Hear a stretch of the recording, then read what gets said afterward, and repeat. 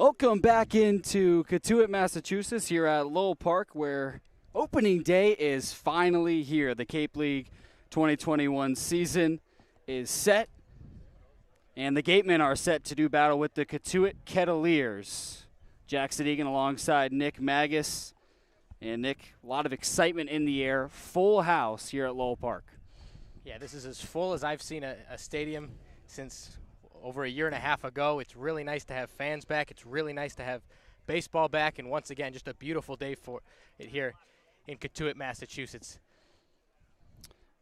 Two managers meeting at home plate. Mike Roberts for Cotuit, Don Sneddon for Wareham. We bring you the starting lineups. We'll start with the visiting Gatemen. It'll be Jim Jarvis, left-handed hitter at second base, followed by Tres Gonzalez in center field from Georgia Tech. Paul Skeens, a DH, two-way player from Air Force. And in the cleanup spot is the lefty Owen Diodati, who will be in left field today. He's followed by Justin Williams at third base, batting fifth. Sixth is Angelo Despina, the first baseman, another lefty. He's followed by the fourth and final lefty in the lineup, Jimmy Crooks, who will be catching for Wareham.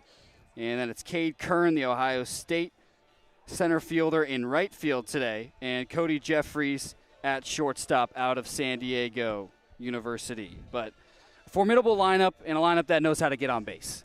Absolutely. The middle of this order is going to be tough for any opposing pitcher. Paul Skeens with a ton of pop, the Air Force two-way player. He's a catcher. He's a pitcher. See him batting third today. Owen Diodati following up in the cleanup spot. He's out in left field. He's transitioning to play catcher. You'll see him behind the plate a little bit later this year, but Diodati with some major pop in that bat, and then Justin Williams at the hot corner from Penn State. All three of those guys will be forces to be reckoned with for this Wareham lineup. Now we'll move into the Cotuit Kettleers lineup, the defending champions. They won in 2019. Wareham not far behind with a 2018 title, but it is 6 straight lefties, Nick, starting with Blake Klassen at first base, and then it's across the diamond, Cole Cummings at third base, batting second. Batting third is Dylan Beavers, the right fielder from California, first team All Pac-12 this year.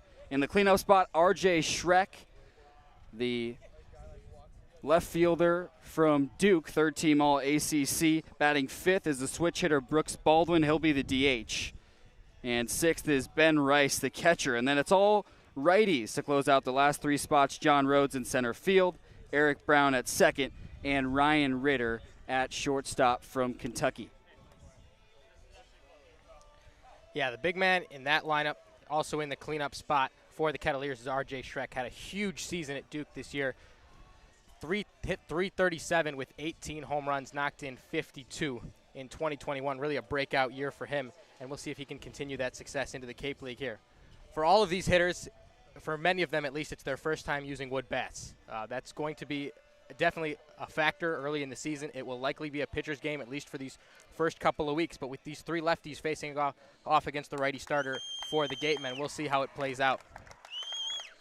Last time these two teams met, Nick, a familiar face for the Gatemen. George Springer, 2 hits and an RBI, or met for an opening day, I should say. George Springer, 2 hits and an RBI, and Wareham won 5-3. We'll send it to a short break, and then we have first pitch coming up on the Gatemen Baseball Network.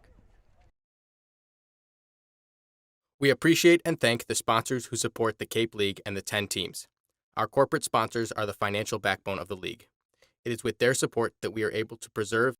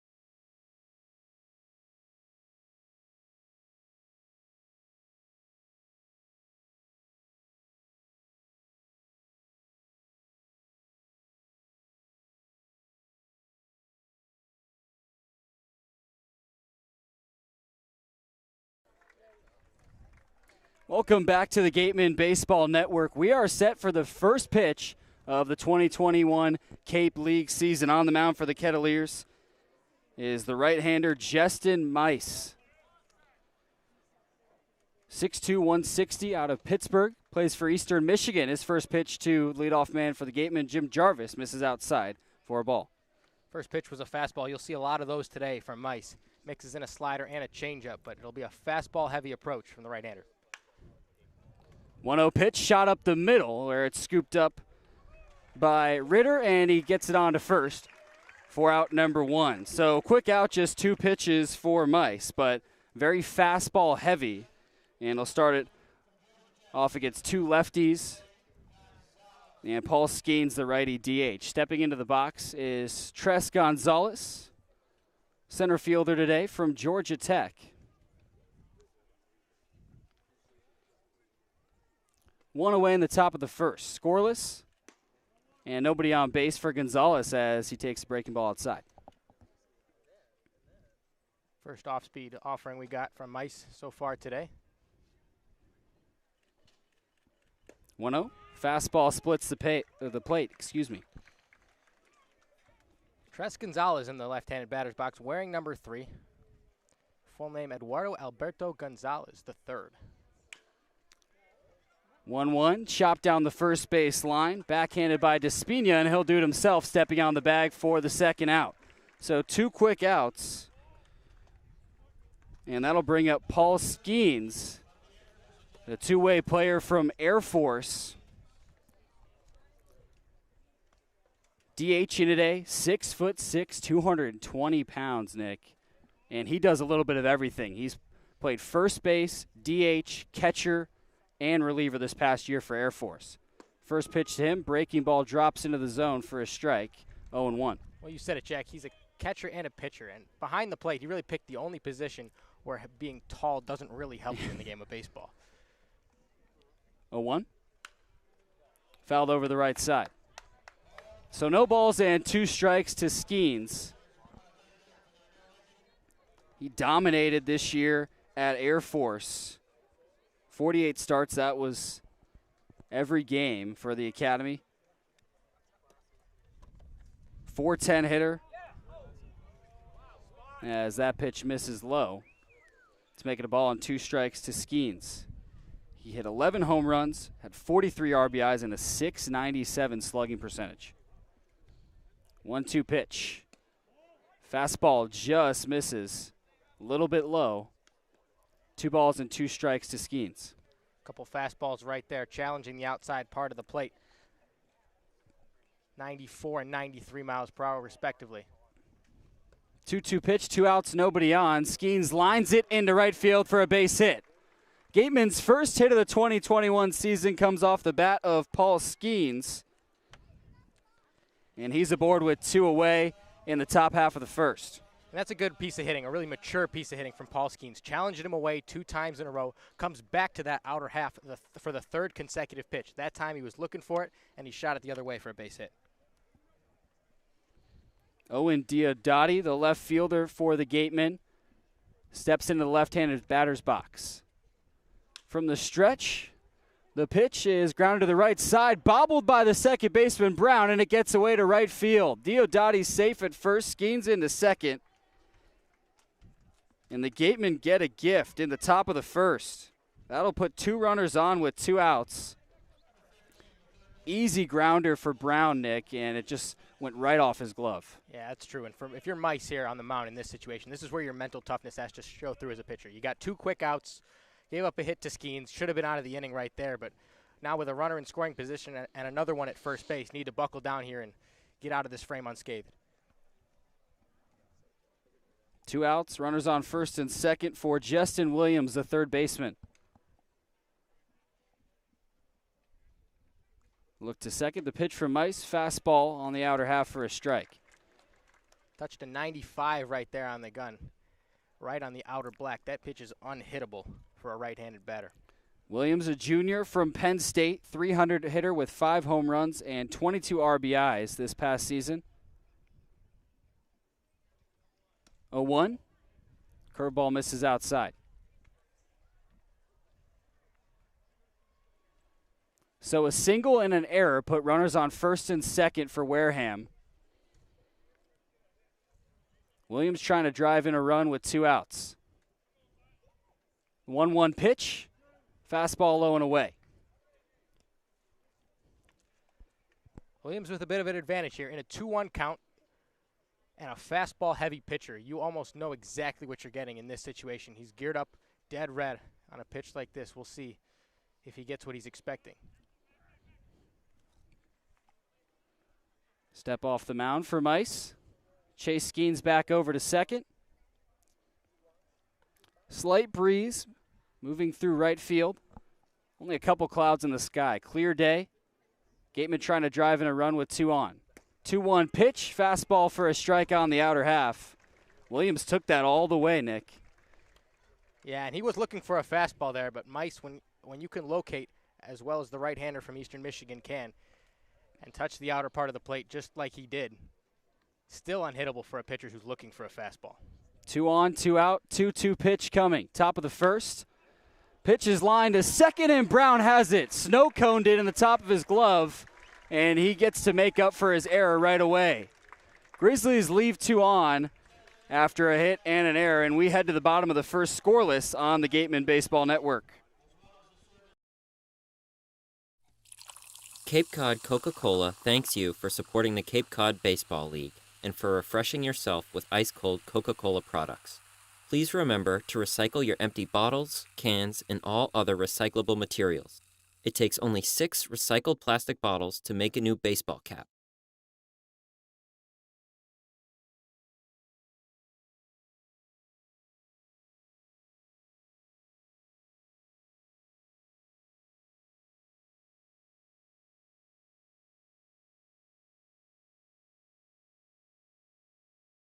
Badger Sport is a leading provider of superior quality team uniforms and performance athletic wear, including performance t-shirts, fleeces, shorts, and pants. From the fields to the stands and at every practice along the way, Founders Sport Group makes authentic, quality apparel accessible at the speed of the sport. Visit foundersport.com today. Baseball Factory is a company specializing in player development and college placement of high school baseball players. We care about guiding players to a college that is the perfect fit. Give us a call at 877-752-6025 to get started today. For a nostalgic Cape Cod vacation experience, head to Bay Motor Inn, where guests are treated like family. Located in the heart of Buzzards Bay Village, this 1950s-style cottage colony still provides you with up-to-date amenities. The Gatemen thank the Bay Motor Inn for their support.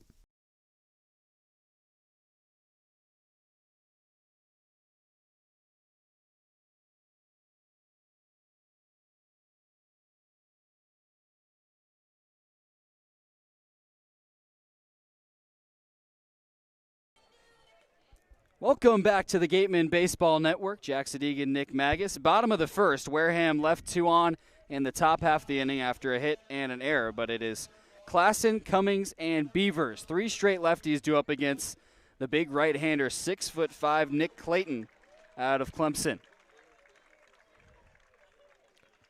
Yeah, we talked about Clayton a little bit in the pregame. Features a fastball, curveball, slider, and a changeup. He likes that changeup when he's ahead in the count. First pitch to Blake Klassen, skips in front of the plate. Klassen playing first base today.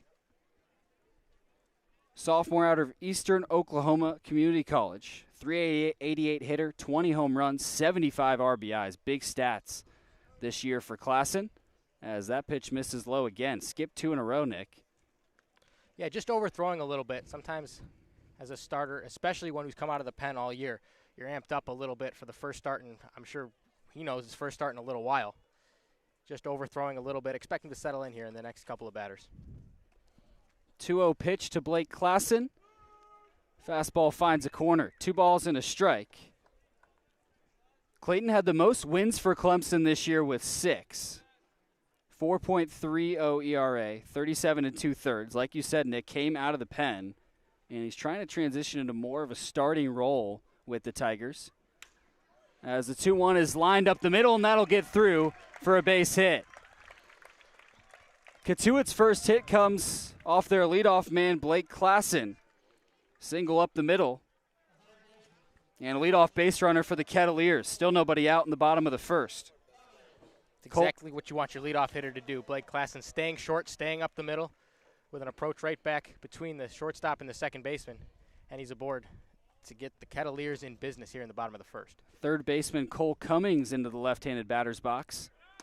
Fastball misses inside, runner goes. Throw from Crooks is in time. He got him at second. Jimmy Crooks, the catcher from Oklahoma, pegged him on a hop. And that gets rid of the base runner. One away in the bottom of the first. Well, credit to the backstop right there, Jimmy Crooks. That was a running jump from Klassen at first base. Crooks was up and throwing, able to get him out. Breaking ball causes Cummings to swing and miss. So a ball and a strike to the third baseman Cummings. Now nobody on and one away. Still scoreless in the bottom of the first. 1-1. Fastball misses high.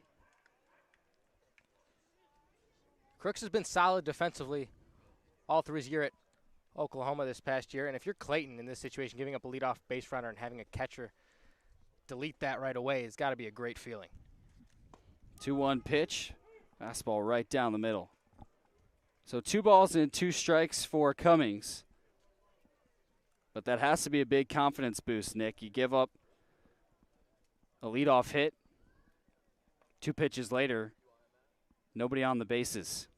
2-2 pitch. Swung on and chopped to short. That'll be scooped by Jeffries, and he gets it on to first for the second out. So 2 away for Nick Clayton out of Clemson, and nobody on as the biggest power bat arguably in the lineup for the Cotuit Kettleers steps in. Dylan Beavers out of California, first team All Pac-12 this year, and he had a big year. 303 hitter, 18 home runs. That's good for first in the Pac-12 and 49 RBIs as he takes a strike on the first pitch. Yeah, this Beavers Shrek 1-2 punch in the middle of the Kettleers order is going to be dangerous all season. Beavers hit 303 this year, 11 doubles, 18 home runs, knocked in 49. 0-1 pitch. Fastball low and inside. Nobody on, 2 outs, still scoreless in the bottom of the first. 2021 season opener against 2 West rivals, Gatemen and Kettleers. 1-1 pitch. There's a strike. And Clayton's starting to look comfortable now, working out of the windup, which I didn't know if we were going to see, given that he's come out of the bullpen all year. But really settling in here with a 1-2 count on the best hitter in this Kettleers order. Here's the 1-2 pitch, swung on and popped into left field. Diodati has a beat on it and makes the grab after moving a little bit into left center. So a hit for the Kettleers, but that batter was immediately caught stealing, and nobody left on the bases, still scoreless as we head to the second on the Gatemen Baseball Network. Baseball Factory's vision is to guide both players and parents through the college recruiting process into professionally trained players in order to find a school that is the right fit, both academically and athletically. Contact us at 877-752-6025. With professional coaches that provide... One of the area's best restaurants is located right up the street, Brewfish Bar and Eatery. Brewfish offers 20 rotating craft beers on tap and creative pub food. Check out their off-the-menu brunch with a Bloody Mary bar and $5 mimosas on Sundays. Join us for outdoor dining and drinks under the tent or for live music. Located on Route 105 in Marion.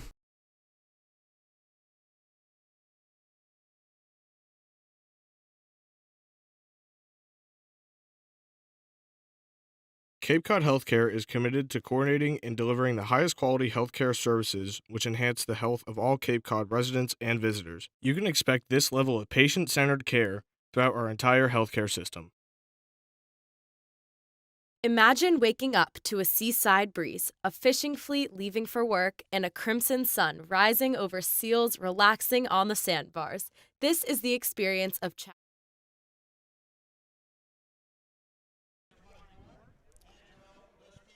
Top of the second on the Gatemen Baseball Network.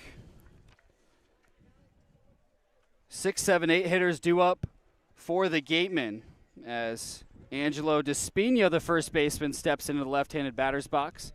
And Justin Mice still on the mound. Gave up a hit in the first and then an error put 2 on for the Grizzlies, but a line out to second from Justin Williams retired the side. First pitch missed to Despina. And here comes the 1-0 from the windup. Fastball fouled over the left side. So a ball and a strike to Despina, the junior out of Mercer. He's been a 3-year starter there and their everyday first baseman. Yeah, I talked to him a little bit earlier this week during batting practice. Said he wanted the batting average to be a little bit higher this year, just at 266, but was happy with the 15 bombs he hit. Yeah, 45 RBIs as well as he takes a strike to make it 1-2. 6'5", 220 pounds. There's plenty of power in the wheelhouse.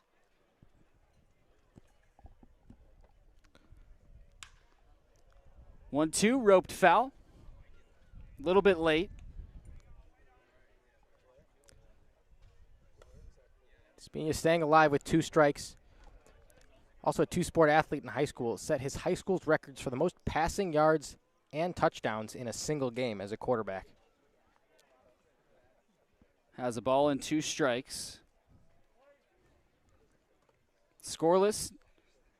Nobody on the top of the second. The pitch misses low. 2-2 to Despina. But his 15 home runs this year was good for 3rd in the SoCon. He struggled with strikeouts. That's what kept the average down, Nick. As the 2-2 is fouled straight back. Fans behind home plate had a scare there.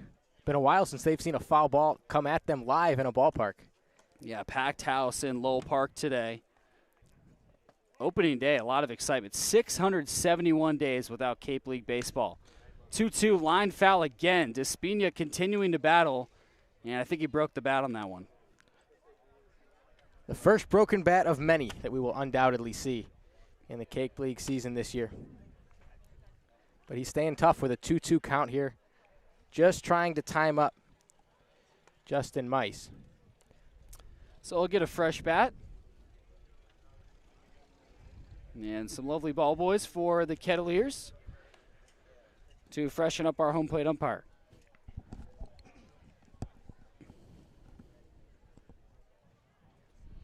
Despina out of Lawrenceville, Georgia. Stayed in state when he went to Mercer. As the 2-2 misses low. First full count of the afternoon. Despina trying to give the Gatemen a leadoff runner in the top of the second. We're still scoreless here in Lowell. 3-2 fouled off. And that one went off the right shin of Despina, so he's got to walk it off for a second. He felt that one. Mice brought out the changeup for the first time this game a moment ago to send it to 3-2, then came back with the fastball at a full count. Definitely his 3rd best pitch that he has in his arsenal is the changeup, but forced to bring it out here with Despina right on the fastball and the slider. Jimmy Crooks waiting on deck. Another payoff pitch. Swung on and skied to the left side of the infield. Cummings will move over into the middle of the infield and make the grab. So 1 away after a long at-bat from Despina. And that'll bring up the lefty Jimmy Crooks, catching today for the Gatemen. He's already contributed, threw somebody out at second in the bottom half of the first.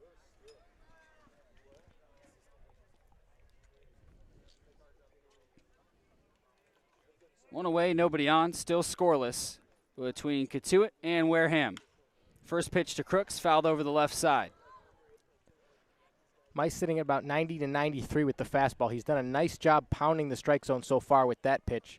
Still struggling a little bit to find the release point of the slider. We were told before the game he would be fastball heavy. As the 0-1 is grounded to first. It is picked by Klassen, and he's able to step on the bag in time. Bobbled it for a moment, but just beat out Crooks to the first base bag. 2 away And still nobody on now for Cade Kern. Kern, sophomore out of Archbold, Ohio. Everyday center fielder for the Ohio State Buckeyes this past year as he takes a breaking ball for a strike. And he wants the next pitch right away. 0-1, another breaking ball outside. Kern's second team All-Big Ten and a freshman All-American this season, .325 hitter with 2 homers and 30 RBIs. As the 1-1 is fouled back right in front of our booth. Behind the home plate on the first base side. So a ball and 2 strikes to Kern. Here's the pitch. Curveball misses outside. Good take by Kern.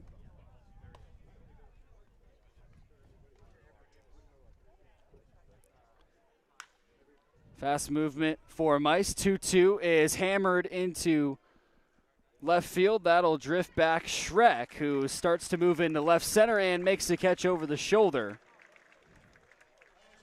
near the warning track. 1-2-3 inning for Mice. And the bottom of the second coming up shortly on the Gatemen Baseball Network.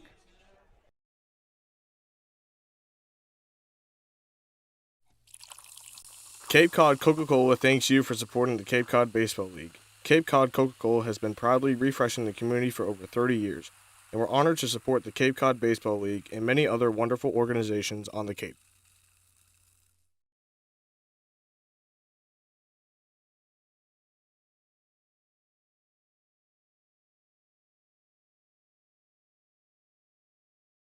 Cape Cod Healthcare is committed to providing tools and resources for your sustained well-being.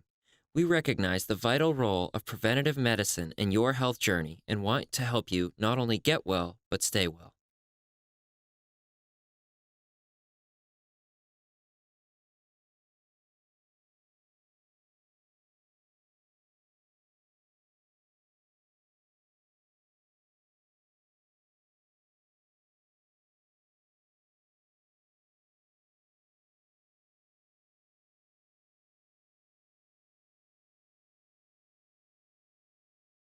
Earn a bachelor's or master's degree, complete a certificate, or take a single course through the Division of Continuing Education and Graduate Studies at Curry College.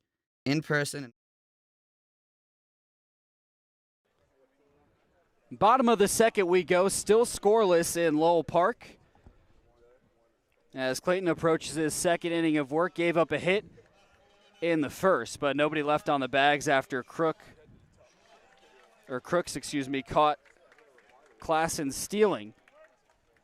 And it's the middle of the order coming up for the Kettleers, Shrek, Baldwin, and Rice. As Shrek steps in, he takes a pitch low for ball 1.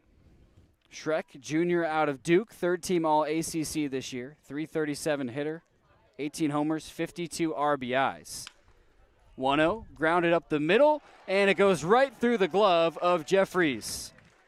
He was shuffling to the left near the second base bag and just didn't get his glove in the dirt. It went right under his glove and into center field. That'll most likely be scored an error, Nick. Yeah, that's E6 right there. Jeffries moving to his glove side, just couldn't quite get in front of it. Looked like it might have taken a bad hop on him there. Tough break as it puts the leadoff runner on for Cotuit. And Brooks Baldwin, who is DHing today, steps into the left side. Baldwin a switch hitter, so he'll go lefty against the righty Clayton. First pitch, fastball on the outer half for a strike. As we said earlier, Clayton facing a lot of lefties in the early part of this Kettleers order. The funny thing is he's actually known as kind of a reverse split guy. In 2020, lefties were 0 for 12 with 4 strikeouts against him.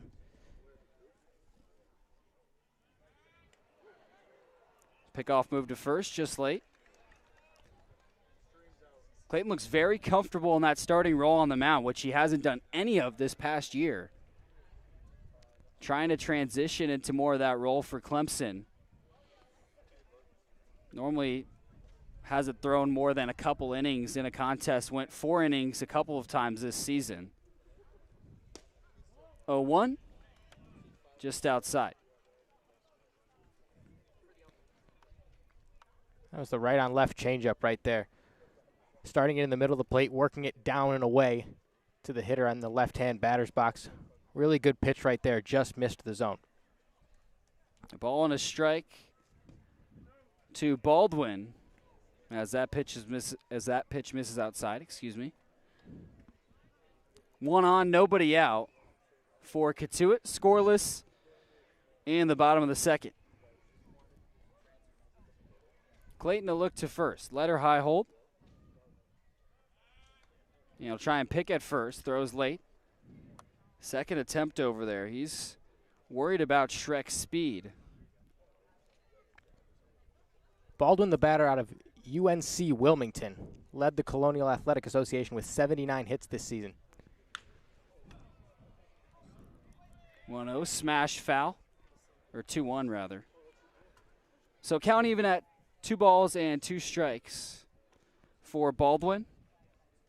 But as you mentioned, Nick, coming out of UNC Wilmington, first team all-conference this year, 325 hitter, 15 homers, 45 RBIs. And that foul ball right there was absolutely smoked. The cleanest barrel we've had all day, just a little bit wide of the right field foul line. 2-2, grounded right side. It'll be scooped up by Jarvis, and he goes to second for the force. No throw over to first. So 1 away now in the bottom half of the second. Still scoreless, and a runner on first for Ben Rice, the catcher.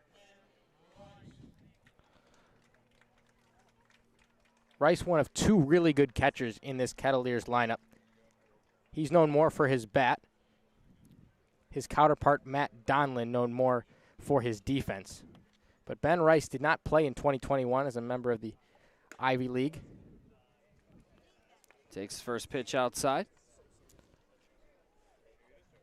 The Ivy League, of course, canceled their entire baseball season due to COVID in 2021. Rice playing for Dartmouth.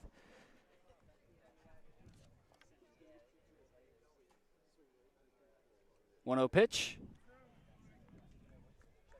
Breaking ball outside again. 2 balls and no strikes to Rice, but he's played 7 college games in the past 2 years. How do you keep a bat fresh? 2 years, no college baseball. He took to the summer circuit.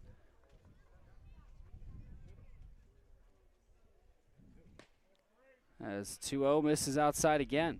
Yeah, you got that right, Jack. Hit with his dad every day during quarantine, trying to keep his skills fresh. Yeah, went to the Futures League last summer. He was the MVP of that league. Hit 11 homers, had a 1.150 OPS. 3-0 pitch. Misses. 4 straight balls. And Rice will take his base. First walk of the game. 2 runners on for Cotuit. And 1 away in the bottom of the second. We're still scoreless. Went with the changeup there with 3 balls on the hitter. Confident pitch from Nick Clayton, but just missed off the outside corner, and there's 2 aboard now.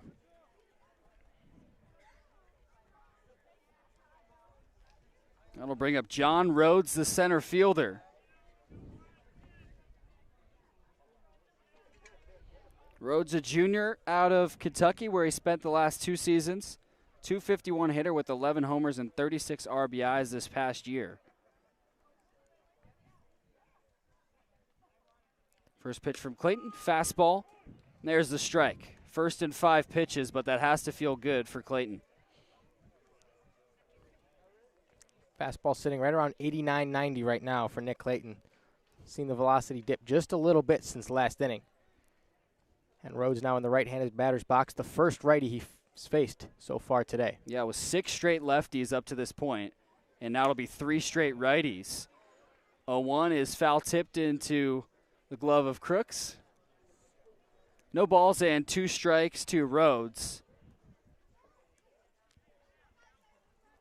Jimmy Crooks behind the plate calling for the inside fastball. He got it right there from the right-handed Clayton, running it right in on the hands of John Rhodes. Swing and a miss. It's 0-2. Clayton is set. 0-2 pitch is drilled into deep right field. That'll send Kern back. And he's able to make the catch over in the corner. Schreck will advance to third, but a nice running grab from Kern. Actually went just outside of our view, but you got a good clap from a heavy Cotuit fan base, Nick. And now there are runners on the corners with 2 away. Yeah, nice piece of hitting right there from Rhodes, just slashing a ball the other way, and Kern all the way in the corner, known for his defense, able to make the grab. We'll assume it was absolutely spectacular, but like we said, it's out of our field of vision here, sneaking behind the first base dugout.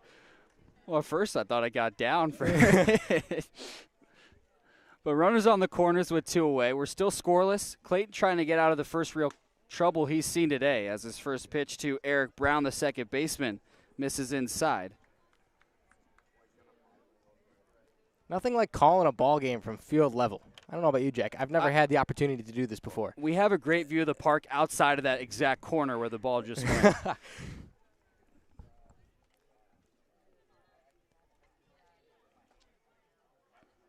1-0 pitch in the dirt. Nice job by Crooks blocking it up. So 2 balls and no strikes to Brown. He's trying to break the tie. Brown, a junior out of Louisiana, shortstop and leadoff man for Coastal Carolina this past year. 294 hitter, 9 homers, 38 RBIs, and he's very fast on the bases.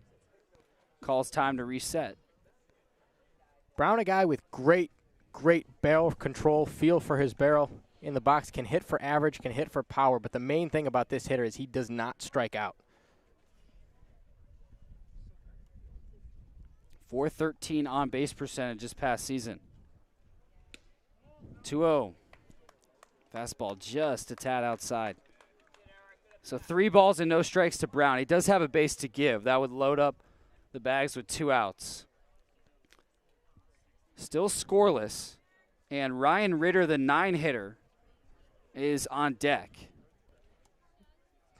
But absolutely essential he gets one of these next 2 hitters. He doesn't want to wrap it around back to the top of the order. Finds a strike zone with that pitch. 89-mile-per-hour fastball. So it's 3 balls and a strike to Brown. Was wondering if he was going to look for the strike zone on that pitch or just concede the walk. Does have the benefit of the 9-hitter on deck. As the 3-1 is hammered to left field. That ball is back. Diodati has to watch it soar out of here. Eric Brown with a 3-run shot to left field.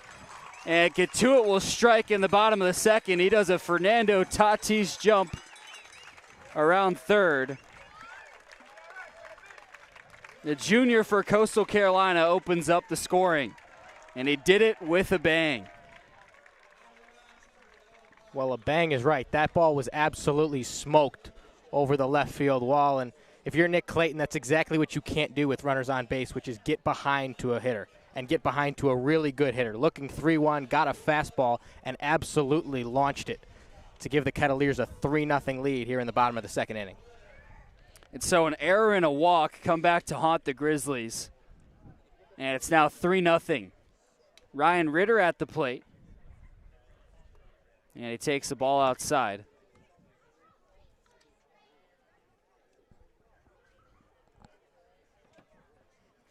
Ritter at shortstop today. Junior out of Kentucky. He'll be draft eligible next year. Had a decent season this year. 275 hitter, 3 homers, 20 RBIs. As takes the breaking ball upstairs to make the count 2-0.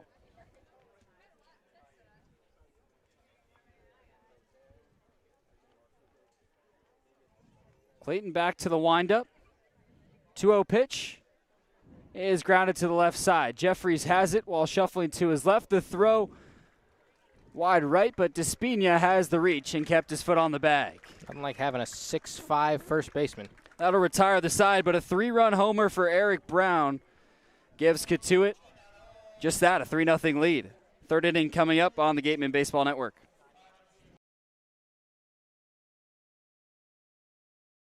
Clobbered high and deep to right center field, and this one is gone, a home run.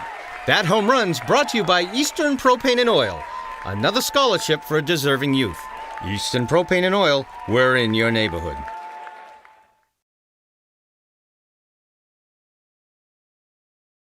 Curry College is where you go to become anything you want.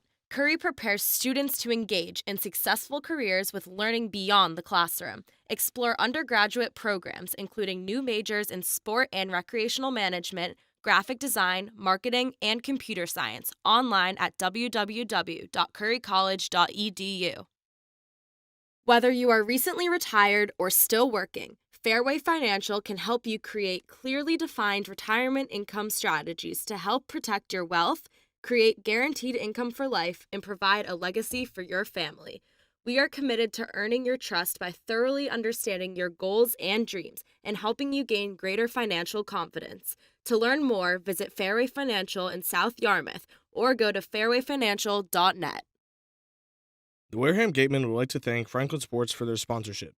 Franklin is proud to be the official batting glove of the Cape Cod Baseball League. This summer, all 10 teams are wearing their own custom team batting gloves, courtesy of Franklin Sports. To create your own, visit franklinsports.com/custom. Enter code CCBL20 for 20% off. Welcome back to Lowell Park in Cotuit, Massachusetts. Nick Magus alongside Jack Sadigan on the Gatemen Baseball Network. Cats took a 3-0 lead in the bottom of the second inning. Here we are for the top of the third. Wareham coming back to the dish, and it's Cody Jeffries standing in and fouling the first pitch he sees off to the left side. 9-1 two-hitters coming up for the Gatemen, Nick. So a chance to see Mice for the second time. Got a couple runners on in the first, but only one hit and a runner on via error so far for the Gatemen.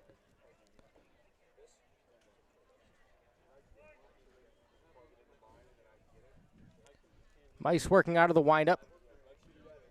Off-speed pitch just misses the bottom of the zone, evens the count at 1 to Cody Jeffries. Jeffries batting left-handed, playing second base. Scratch that shortstop for the Gatemen this evening. Him and Jarvis feel interchangeable. They do, and they really are. They almost look the same, too. Well, I made that mistake in practice this week. I went up to Jarvis and called him Cody. Felt bad about that. He said people have been doing it all week. As that breaking ball misses inside, 3-1 the count on Jeffries. But both a similar type of player. Quick, good range, contact hitters. That ball skied to left field. Out there is R.J. Schreck. Should be an easy play for him, and he settles under it and records the first out of the inning.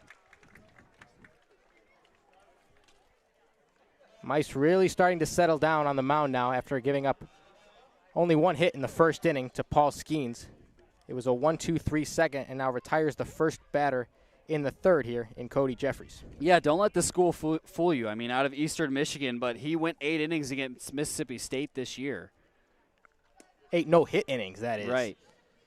He gets first pitch strike on the first batter in the order and the twin brother of Cody Jeffries. That's a joke. It's Jim Jarvis. As he takes second pitch strike, he's on 0-2. Thanks for laughing, Jack. I was really worried about that one.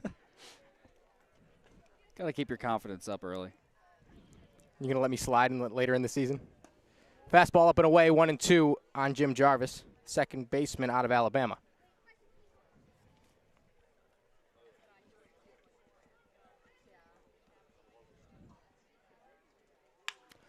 Jarvis goes right back up the middle, fielded on a hop by Ryan Ritter across the diamond to first, and that's out number 2.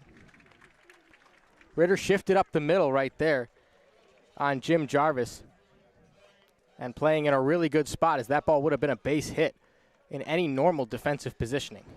Yeah, nice job. And they've been shifting a little bit right in the infield on the lefty batters for the Gatemen. Trez Gonzalez coming to the plate, same type of shift. Ritter is right behind the second base bag. Now Mice just pounding the zone with fastballs. That was the scouting report on him. And so far, he's going to stick to that plan until the Gatemen show them that they can hit it.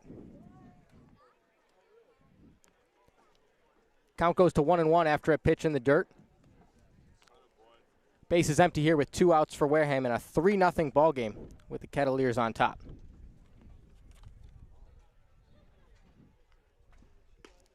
Breaking ball misses away, 2-1 the count. Gatemen have struggled. Seen a lot of stuff up in the zone, and they're getting really far under it. Skied toward the shortstop. Not moving an inch for the second ball in play in a row is Ryan Ritter settling under it right on top of the second base bag. And that pop out is the third out of the inning. So once again, Justin Mice going 1, 2, 3. We'll send it to the bottom of the third. You're listening to the Gatemen Baseball Network.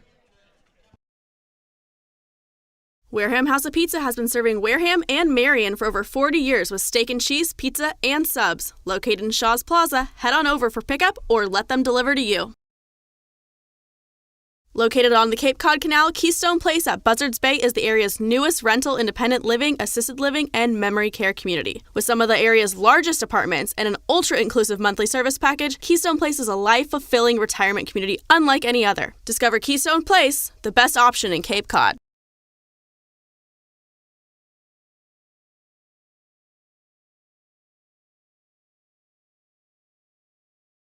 One of the Gatemen's favorite places for their post-game meals is Cool Cone, where you can get anything from fried clams and fried chicken to an ice cream sundae, and then top it all off with a round of mini golf. Cool Cone, located on Route 6 on the Wareham-Marion line.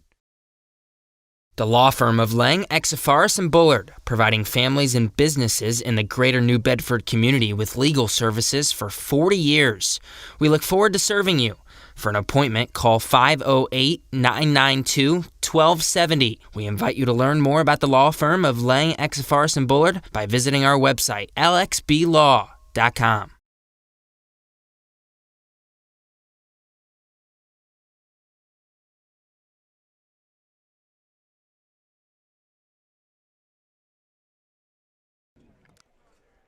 Back for the bottom of the third on Gatemen Baseball Network. It's the top of the order coming up for the Kettleers. Wareham now taking the field for the third inning of work, and it's Nick Clayton on the hill once again. If you're just joining us, the tough last inning for Clayton. Gave up a walk to Ben Rice right after the error on the shortstop Cody Jeffries, and then a 3-run homer by Eric Brown gave the Kettleers that 3-0 lead. And he was so close to getting out of trouble, too. Forced to pop out. That put runners on the corners. And then 3-1 pitch to Brown, threw a fastball, and he did not miss it. Couple fastballs early, though, to Blake Klassen. Gets him down 0-2. Klassen singled his first time up. Redshirt sophomore out of Mission Viejo, California. Playing for Eastern Oklahoma State. Another guy in this Kettleers lineup, not from the biggest school, but an effortless swing with huge power, and he's in the leadoff spot for the Kettleers today. That's the changeup that Clayton loves so much, misses low and away, 1-2. Yeah, that's his second pitch, really, behind the fastball.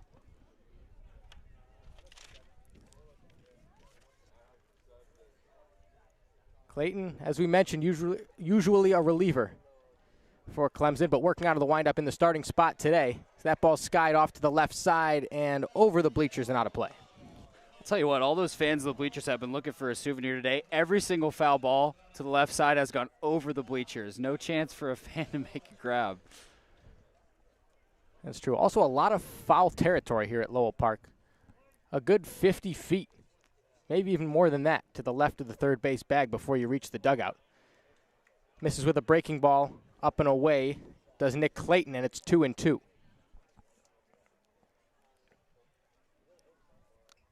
Klassen got down 0-2 in this at-bat. Worked an even count after a foul ball a moment ago. Now Clayton out of the windup once again. Here's the pitch, blocked nicely by Crooks. 3-2.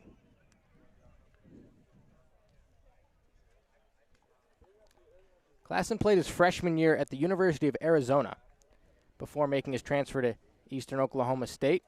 Saw very limited action for the Wildcats, who are making a run at a College World Series championship as we speak. Called strike 3. That was a fastball. Not sure if it was on the swing. Looked like Klassen checked it up.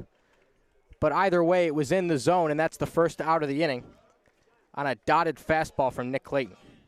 Yeah, not sure whether to give that a crooked K or not, but either way, struck him out. And a nice confidence boost for Clayton. You give up a 3-run homer in the second, you come out and strike out the first hitter in the third.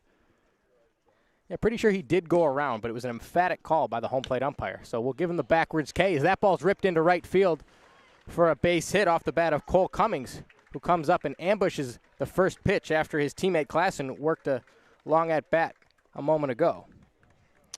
So one of the big things we were wondering coming into this game, Nick, is how would the solid pitching of Wareham match up against the Cotuit Bats? And so far, the Cotuit Bats winning 3 hits, one of those the home run from Eric Brown. That was no doubter to left field.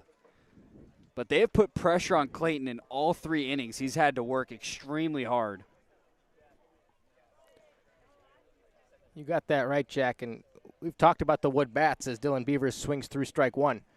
Maybe being a factor, especially early in the season, as a tough transition for these guys. But even when good pitching tends to beat good hitting, the Kettleers have come out and taken an early lead on some good bats.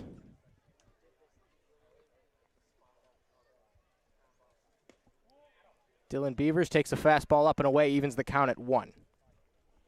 Clayton working out of the stretch now with a runner at first base. Still a 3-0 lead for the Kettleers here in the bottom of the third.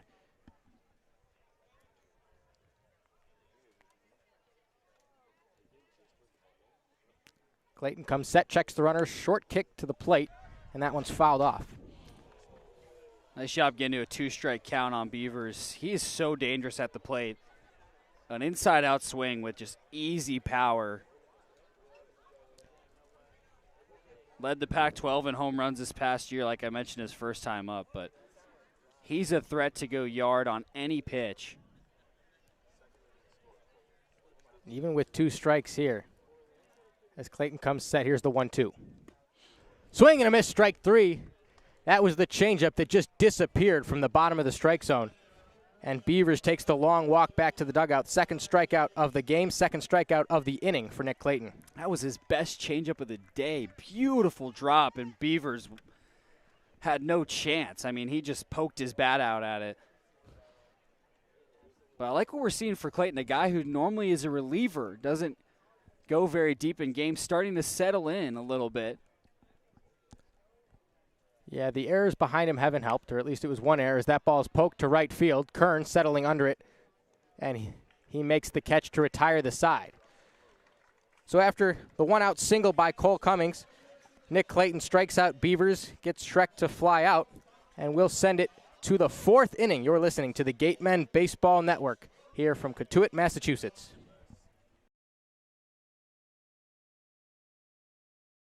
Legacy Insurance Agency at 213 Main Street here in Wareham can offer you coverage for all your insurance needs. We have the bundle discounts, the accident forgiveness, the vanishing deductible, no loss, etc. But unlike those gimmick companies, we can quote you with multiple carriers. So forget the lizard and price tool and come talk to a professional. We'll help you find what's right for you.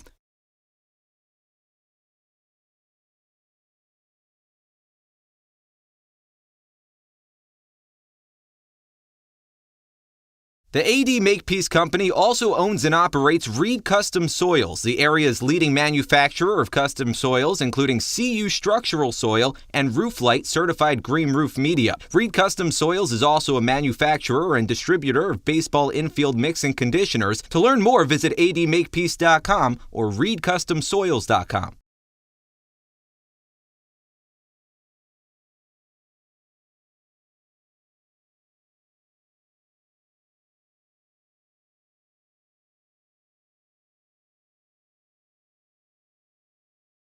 Got legal trouble? Attorney Mark Deshays is here to help the greater New Bedford area with real estate and business law, estate planning, and probate. Visit him today.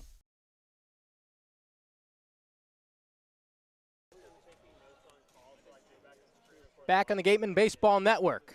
From Cotuit, Massachusetts, Nick Magus alongside Jack Sadigan. Paul Skeens leading it off.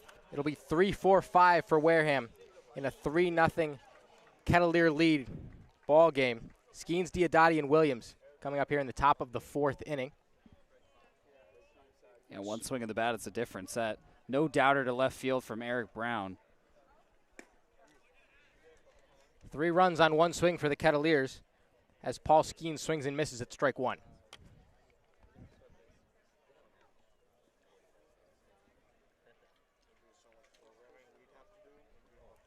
Justin Mice out there once again, 2 straight fastballs, 2 straight swings and misses. For the designated hitter, Paul Skeens, he finds himself down 0-2. Skeens has the only hit of the ball game thus far for the Gatemen. We're in the 4th inning. Fastball taken down low. It's 1-2. Yeah, nice rifle into right field. That was followed by an error. Best threat the Gatemen had so far today.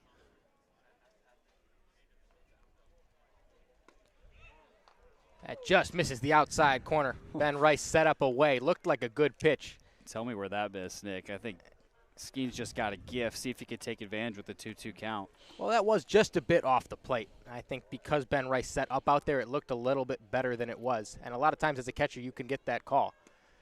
He takes a slider low and away, sends the count to 3-2. But a good umpire will know the difference between hitting the mitt and a ball catching a piece of the plate. And the home plate umpire doing a nice job right there. So Skeens has worked it full after getting down 0-2. Takes a fastball just below the knees. That's ball 4.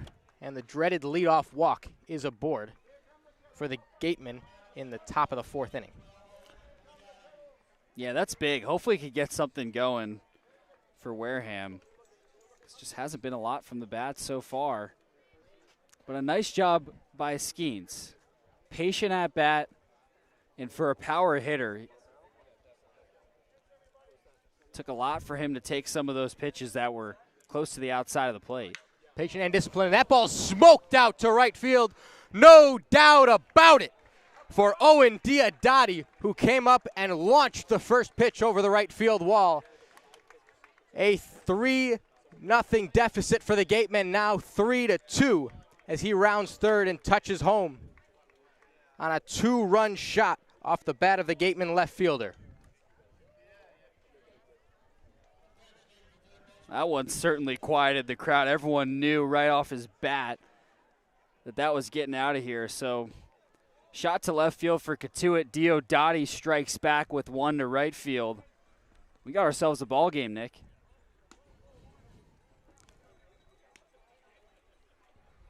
No sense throwing another fastball there to Justin Williams. Mice thinks better of it, misses upstairs with a slider. That ball skied straight back and into the trees over our shoulders. But a huge swing right there from Diodati. We mentioned trying to convert to play behind the plate. But out in left field today. And making a difference with his bat early on as that one's fouled off to the right side. 1-2 the count on Justin Williams, the Penn State third baseman. Yeah, he's trying to transition to catcher, but they need his bat in the lineup, and that's why he's in left field today. But had 11 home runs, second on his team, tied for second with 40 RBIs at Alabama. Fastball inside, chopped foul. Williams staying alive with 2 strikes. But Diodati has power when he can connect. You think? Yeah. And he's not thrilled with a 230 average, but when you get as many homers and extra base hits as he does, you can live with it. 4 foul balls so far in this at-bat for Justin Williams, who skies that one off to the right. Count remains at 1-2. Base is empty here with nobody out in the top of the 4th inning. It's a 3-2 Kettleer lead. Mice still working out of the windup, misses away with a fastball 2-2. Well, like what Wareham's doing, they're making Mice work a lot harder. Instead of swinging at so many pitches, they're either taking them or at least poking the bat and fouling them off. That ball's ripped in the hole. Line drive into left field for a base hit, and Justin Williams is aboard with his first hit of the day.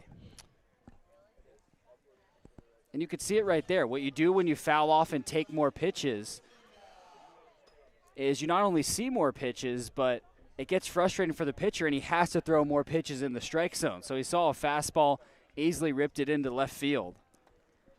That's a great point you make, Jack. The longer you work an at bat, the more likely it is for the pitcher to make a mistake. And that's exactly what Justin Williams did there.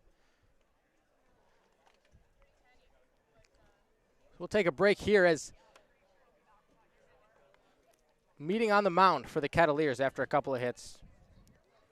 Talk a little bit about Despina, who's coming up to the plate for the Gatemen.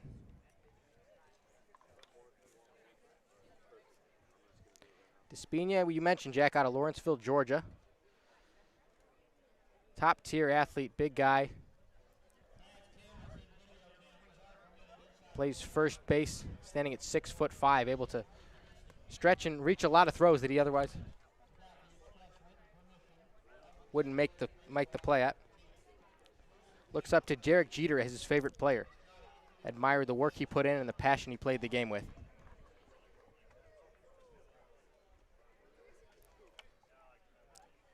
So the meeting on the mound is over after a couple of hits this inning. Justin Williams is aboard at first base here in the top of the fourth inning. 3-2 lead for Cotuit. And Despina digging into the left-handed batter's box. You can start to feel the momentum shifting in this game. 3 straight runners on, walk, home run, and a base hit. Despina now trying to lay down a bunt, but it drifts foul. Left side of the third base bag. It's 0-1. I don't know how I feel about that, Nick. You have all the momentum rolling in your direction. They just had to meet on the mound with a pitcher. And you're going to have a great power hitter try and lay down a bunt. Yeah, really just trying to catch the defense napping. But right. I mean, the third baseman is way back, and they're shifted over. Shortstop is behind second base, and Cummings, the third baseman, is shifted way off of third base. So I get the idea.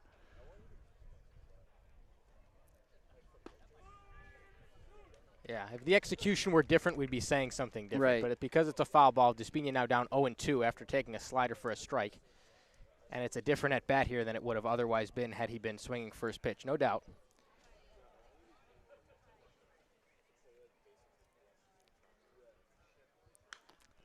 That one's fouled off to the left side. Staying alive with 2 strikes is Despina. That's what he has to do. Just stay alive, shorten up your swing.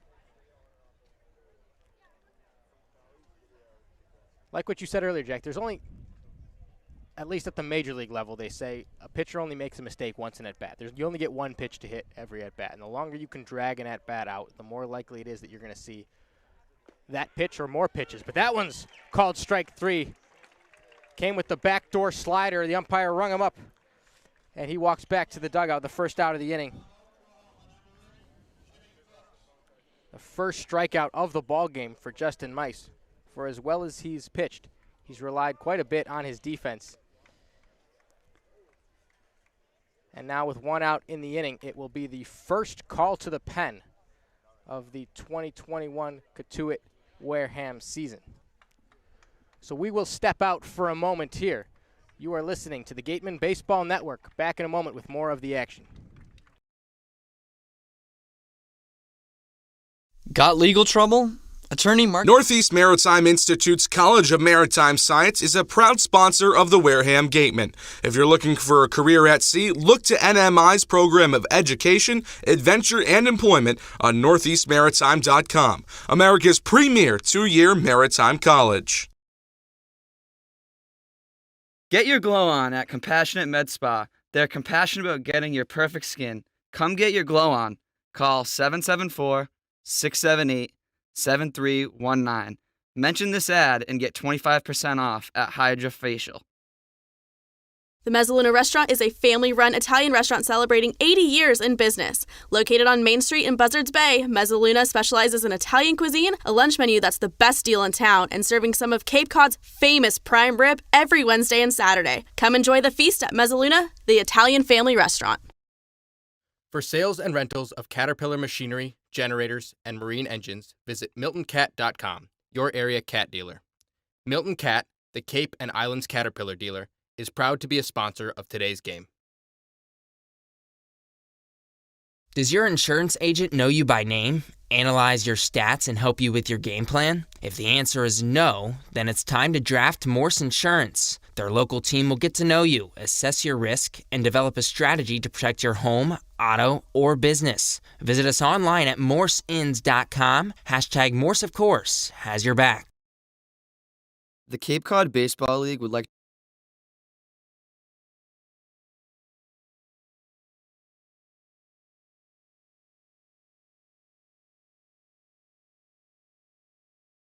celebrate his birthday today. Now, we need a big, big warm Cotuit welcome for all these families.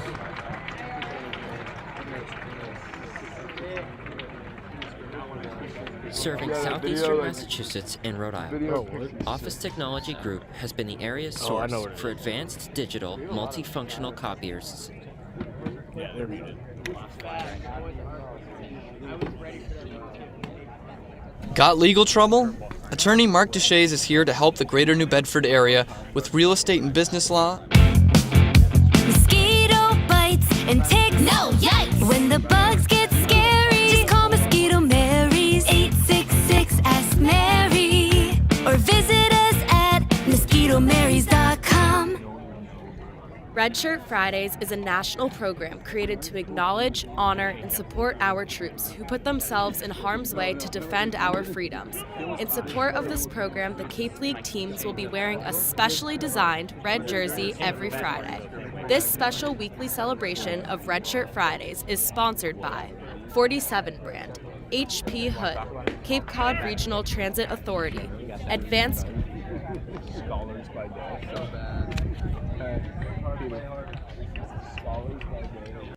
Back from Lowell Park after the pitching change, Nick Magus alongside Jack Sadigan. One out here in the top of the fourth inning, and Jimmy Crooks coming to the plate. The new arm is Dalton Radins. Jack, what do we know about him? Right-hander, 6'4", 195 out of Ackworth, Georgia. Plays for Wofford College, but had a great year. 6-0, 2.52 ERA, 62 Ks in 59 innings. Sidewinder, you're going to see fastball, slider, and a change. First pitch swing from Jimmy Crooks is ripped into right field. And now runners at first and second as Justin Williams advances. And Crooks is aboard with his first hit of the day. Crooks took no time to welcome him into the game. He was timing up his swings. He was standing in the on-deck circle and timing up his swings while he was warming up. He was ready right away. And I think Williams was caught off guard because he got a bad jump off first. I don't think he would have been able to go to third anyway, but that's a good point you make. Usually runners trying to go from first to third on that single to right field, but It was hit so hard that Williams never really had a chance. And that brings up Cade Kern in the right-handed batter's box. Right fielder today. Just finished up his freshman year at Ohio State. And now Radins comes set. Second pitch of the ball. His second pitch of the ball game. Drop down for a bunt down the third base line, twisting foul. That's 2 times Wareham's tried to bunt first pitch, and it's gone foul. And, you know, that hurts Kern. Now 0-1 in the count. And it's going to be a lot tougher for him to get a hit. But Kern is interesting because I feel like he could have hit leadoff for Wareham today, but formidable really anywhere in the lineup. Obviously, he's more of a contact hitter. So if you don't put him near the top of the lineup, he's due to end up in that 7 through 9 spot. Kern flew out to left his first time up. Here's the 0-1. That's a slider, catches a piece of the plate, called strike. Coming in at 70 miles per hour. Definitely a lot of off speed from Radins.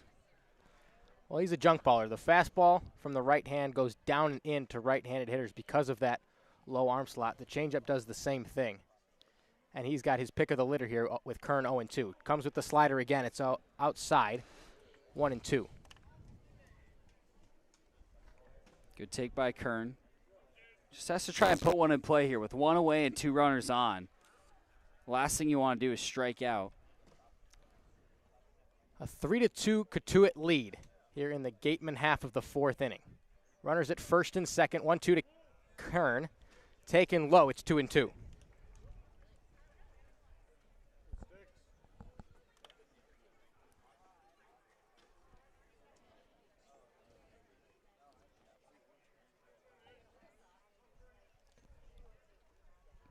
Ballpark here in Cotuit still continuing to fill up here on opening evening here in the Cape Cod Baseball League. The 2-2 swing and a miss. That was the changeup, and it just disappeared right below the bat of Cade Kern. Swung through it, and there's now 2 outs in the top of the fourth inning. Well, he was geared up for a pitch more in the 80s, but he got the 70-mile-per-hour changeup there and was way ahead of it. Nice pitch from Rhodes. I said it disappeared. It more just floated. Got up there to the front of the zone and then just stopped moving. Kern couldn't stop his swing. And now with 2 away, it's the 9-hitter, Cody Jeffries. Check on the runner at second base. Williams scampering back to the bag. Jimmy Crooks holding court at first base. The only 2 runners aboard with 2 outs here for the Gatemen. So you have 2 runners on, 2 outs. Jeffries is a contact hitter. And a big hole in the left side right now with the shortstop Ryan Ritter working with the runner. That's what I was going to say as he takes the ball on the first pitch. What he needs to focus on is just connecting with the pitch and rolling it over to the left side because Cummings is playing way up into the grass from his third base spot. Ritter is behind the second base back, so there's a massive hole on that side if he can roll one through. The 1-0. That's the changeup called strike 1. Not to mention with the right-handed Rhodes, everything's moving away from the left-handed hitting Jeffries. So a good time here for the shortstop to keep his weight back and drive one the other way. 1-1 pitch with 2 outs. Here it is. Just a bit upstairs. Looked like a good pitch right there. Looked like another changeup as well, but it's 2-1. Yeah, that might have been a little bit off the plate as well. It's been a tight strike zone today.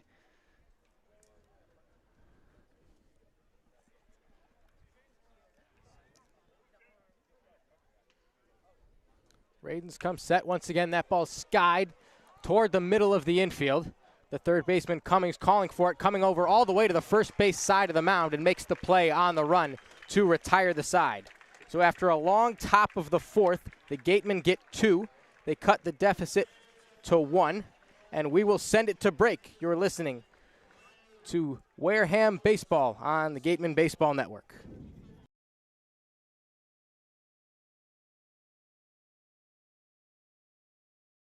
Whether it's life insurance to safeguard your loved ones, an umbrella policy to protect your teen driver, or making sure your home is covered from storm damage, Rogers Gray is there to guide you. Insurance is more than just a box to check. Trust Rogers Gray, a proud sponsor of the Cape Cod Baseball League. South Coast Health Operators of Charlton Memorial, St. Luke's, and Toby Hospitals delivers an unmatched combination of clinical excellence with a personal touch. They are proud to serve as Southeastern Massachusetts and Rhode Island's only not-for-profit health system, as well as the region's largest employer. South Coast Healthcare, plus something more. Catchers aren't the only ones protecting home. With Rogers Gray, you have more coastal homeowners insurance options and a true expertise in their people. Protect your home with Rogers Gray. Rogers Gray is a proud sponsor of the Cape Cod Baseball League. Learn more at rogersgray.com. The Gateway Tavern, located on Marion Road in Wareham, offers an extensive but not exhaustive array of menu choices. They search for the finest in foods, ranging from garden fresh produce to hand-selected seafood, and have special menus that change daily. The Gateway Tavern is proud to be the official helmet of the Wareham Gatemen. That double play is brought to you by TM Ryder Insurance Agency. Package your home and auto insurance for the perfect double play. The Gatemen would like to thank Wareham Country Market for helping to feed the Gatemen players and staff after games. They are located about a quarter of a mile from the field on Route 6, offering a convenience store, a Dunkin' Donuts, and... So they throw the ball around the infield, and we're set to play here in the bottom of the 4th. 3-2 lead for Cotuit, and it'll be Baldwin, Rice, and Rhodes leading it off, with Clayton back on the mound for his 4th inning of work.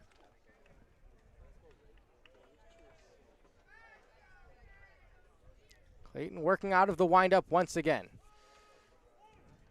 First pitch strike dropped by Jimmy Crooks, but it caught the inside corner. Crooks has done a nice job behind the plate so far today. Threw a runner out in the first inning after the leadoff batter singled. Second pitch from Clayton runs just off the plate. It's 1-1.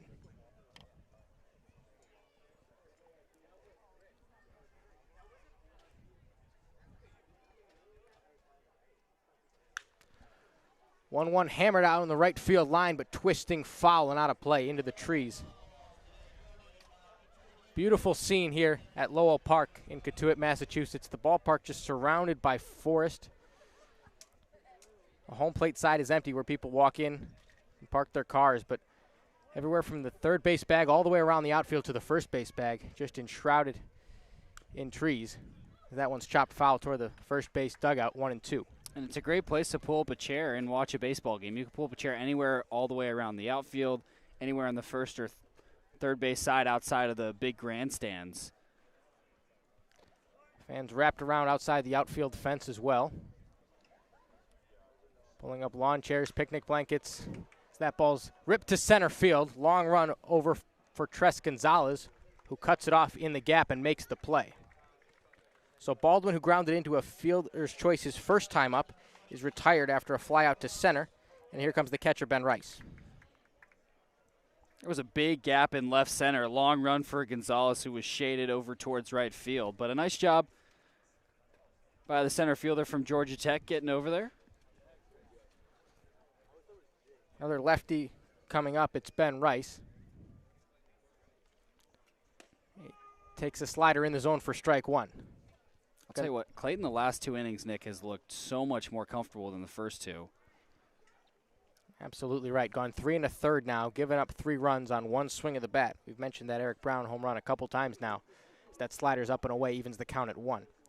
But other than that, he's been really excellent and gotten better as the game's gone on. Now outlasted his starting opponent, Justin Mice, pulled after 3 1/3 last inning.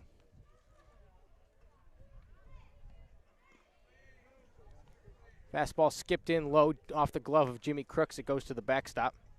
No damage done with nobody aboard. – 3-2 lead for the Kettleers. Tres Gonzalez shaded to the right-hand side of the second base bag. Rest of the infield playing straight up. That's the changeup drifting away, catches the outside corner and evens the count at 2. Starting getting used to seeing 6 straight lefties. Mixing up his pitches and doing a good job going inside the zone and outside. That one's driven out toward the gap. Giving chase is Diodati. It's down and it's off the wall. Ben Rice around first base. He's into second, standing up with a 1-out double. And just like that, the Kettleers are in business in the bottom of the 4th.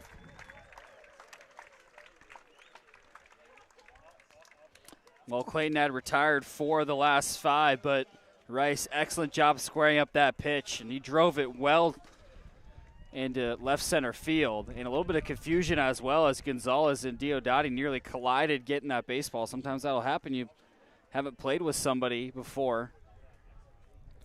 But they hold Rice at second, and it's still 1 away, so Clayton can get out of trouble. Clayton steps off right here as the next hitter digs in. It's John Rhodes. That's a good point you make, Jack. Not only have these outfielders not played together before, but they also haven't really had the chance to practice much together so far this week. Some rough weather coming through here on the East Coast is first pitch taken for a strike.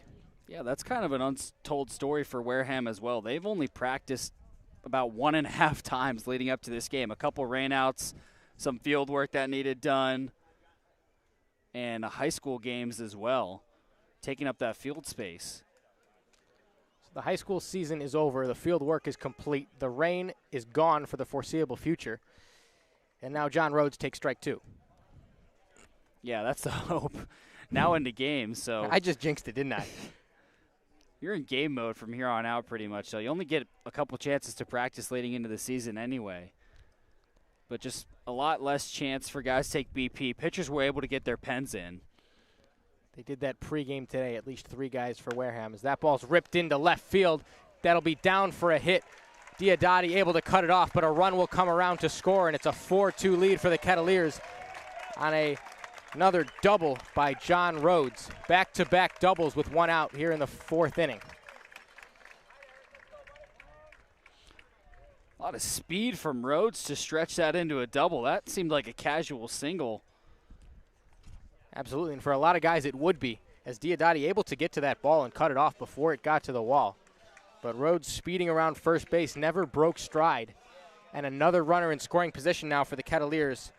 And the man of the day so far for Cotuit, Eric Brown, stepping into the box. Yeah, you're close to the end of the line for Clayton here. He's got to dig deep, try and get these next couple outs.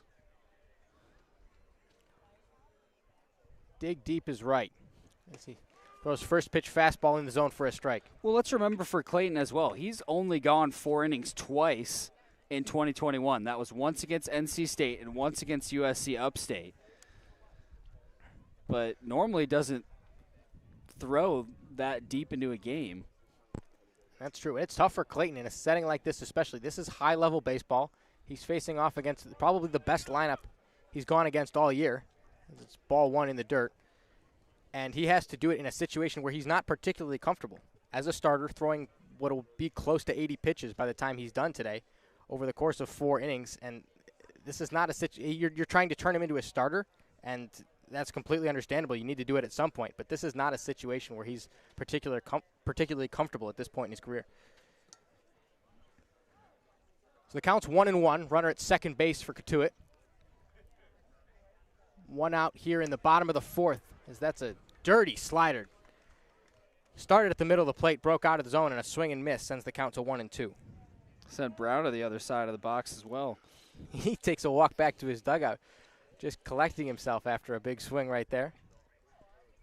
Lost a grip on the bat as well as he sprays his gloves with whatever new sticky stuff they're using as hitters these days. Are we allowed to talk about that today? Yeah, we'll get into that later. We haven't seen any pine tar, but I don't know what that is. I don't know what it's called, but it's a spray that's become the preference of hitters these days. Spraying it on the handle of their bat and the inside of their batting gloves, which, according to them, they say gives them a better grip on the bat than pine tar does. So we do it again, 1-2. That one skied off to the right side and out of play. Still see a lot of pine tar at the major league level, though. So yeah.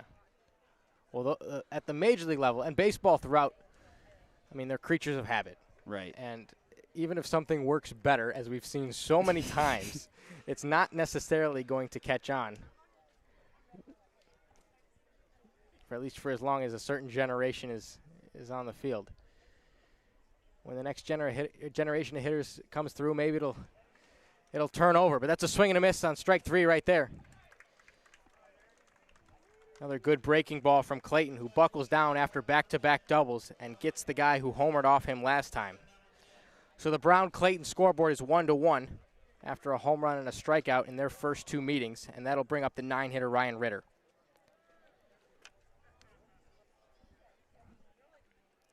A 4-2 lead for Cotuit with 2 outs in their half of the 4th inning. Clayton working out of the stretch, comes set, checks the runner, and delivers the first pitch in the dirt. he just needs one more. I think 4 innings is more than you expected out of Clayton coming into this outing. That's plenty. Well, although he's given up 4 runs, he's done it fairly efficiently. There haven't been a lot of base runners, and it's really just individual swings which have killed him to this point. Pickoff play to second base. The timing was just a bit off right there as Jim Jarvis broke to the bag. And that's what you'd expect with guys who haven't played together to this point.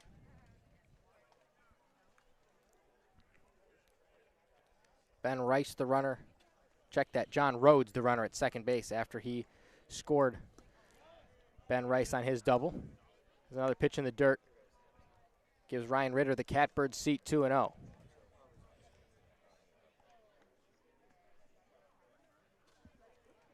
If you're going to get an out, this is the guy to do it. You got the 9-hitter, and then it'll be the 4th time through the lineup.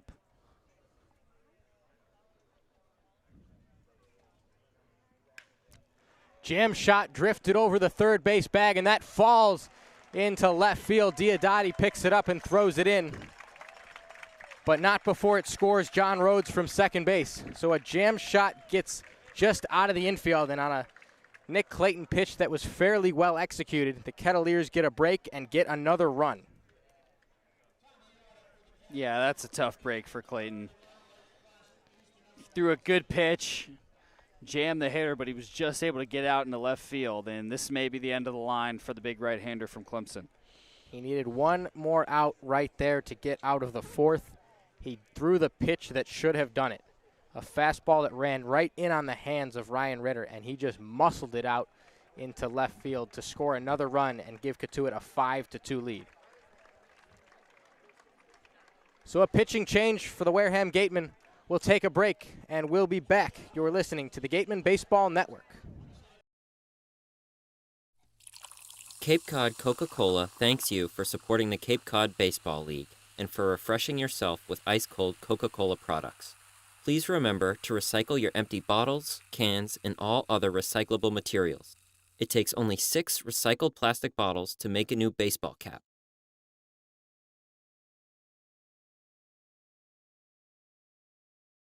The 99 Restaurant and Pub is proud to be a sponsor of the Cape Cod Baseball League. Visit your local 99 and try their famous colossal lobster rolls. Piled high on grilled brioche and served hot buttered or with just the right amount of mayo and celery with fries and coleslaw. The 99, always the real deal. Badger Sport is a leading provider of superior quality team uniforms and performance athletic wear, including performance t-shirts, fleeces, shorts, and pants. From the fields to the stands and at every practice along the way, Founders Sport Group makes authentic, quality apparel accessible at the speed of the sport. Visit foundersport.com today. Baseball Factory is a company specializing in player development and college placement of high school baseball players. We care about guiding players to a college that is the perfect fit. Give us a call at 877-752-6025 to get started today. For a nostalgic Cape Cod vacation experience, head to Bay Motor Inn, where guests are treated like family. Located in the heart of Buzzards Bay Village, this 1950-style cottage colony still provides you with up-to-date amenities. The Gatemen thank the Bay Motor Inn for their support. Come on over to BB's Bar and Grill for food, drinks, and fun. Located on Cranberry Highway, come in to sample the delicious eats or relax with a drink while enjoying live entertainment. BB's is one of our team meal partners. Baseball Factory's vision is to guide both players and parents through the college recruiting process into professionally trained players in order to find a school that is the right fit, both academically and athletically. Contact us at 877-752-6025. One of the area's best restaurants is located right up the street, Brewfish Bar and Eatery. Brewfish offers 20 rotating craft beers on tap and creative pub food. Check out their off-the-menu brunch with a Bloody Mary bar and $5 mimosas on Sundays. Join us for outdoor dining and drinks under the tent or for live music, located on Route 105 in Marion. Cape Cod Healthcare is committed to coordinating and delivering the highest quality healthcare services which enhance the health of all Cape Cod residents and visitors. You can expect this level of patient-centered care throughout our entire healthcare system.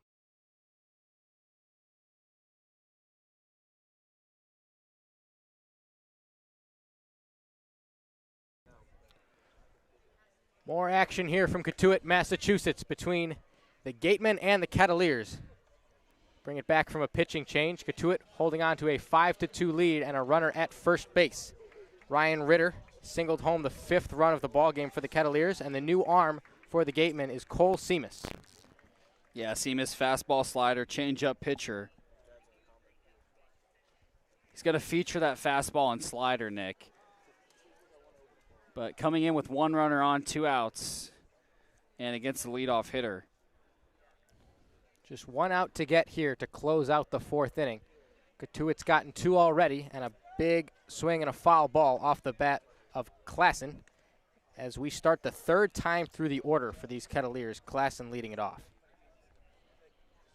Yeah, Seamus out of San Diego State, so he's seen plenty of high-level competition this season.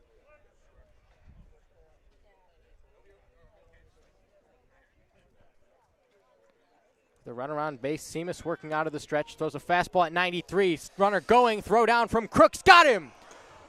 Holy cow, Jimmy Crooks 2 for 2, caught stealing so far today, and he is showing off a cannon from behind the plate.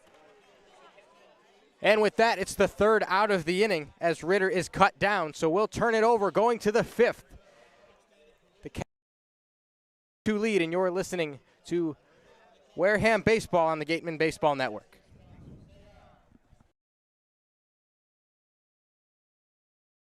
Wareham House of Pizza has been serving Wareham and Marion for over 40 years with steak and cheese, pizza, and subs. Located in Shaw's Plaza, head on over for pickup or let them deliver to you.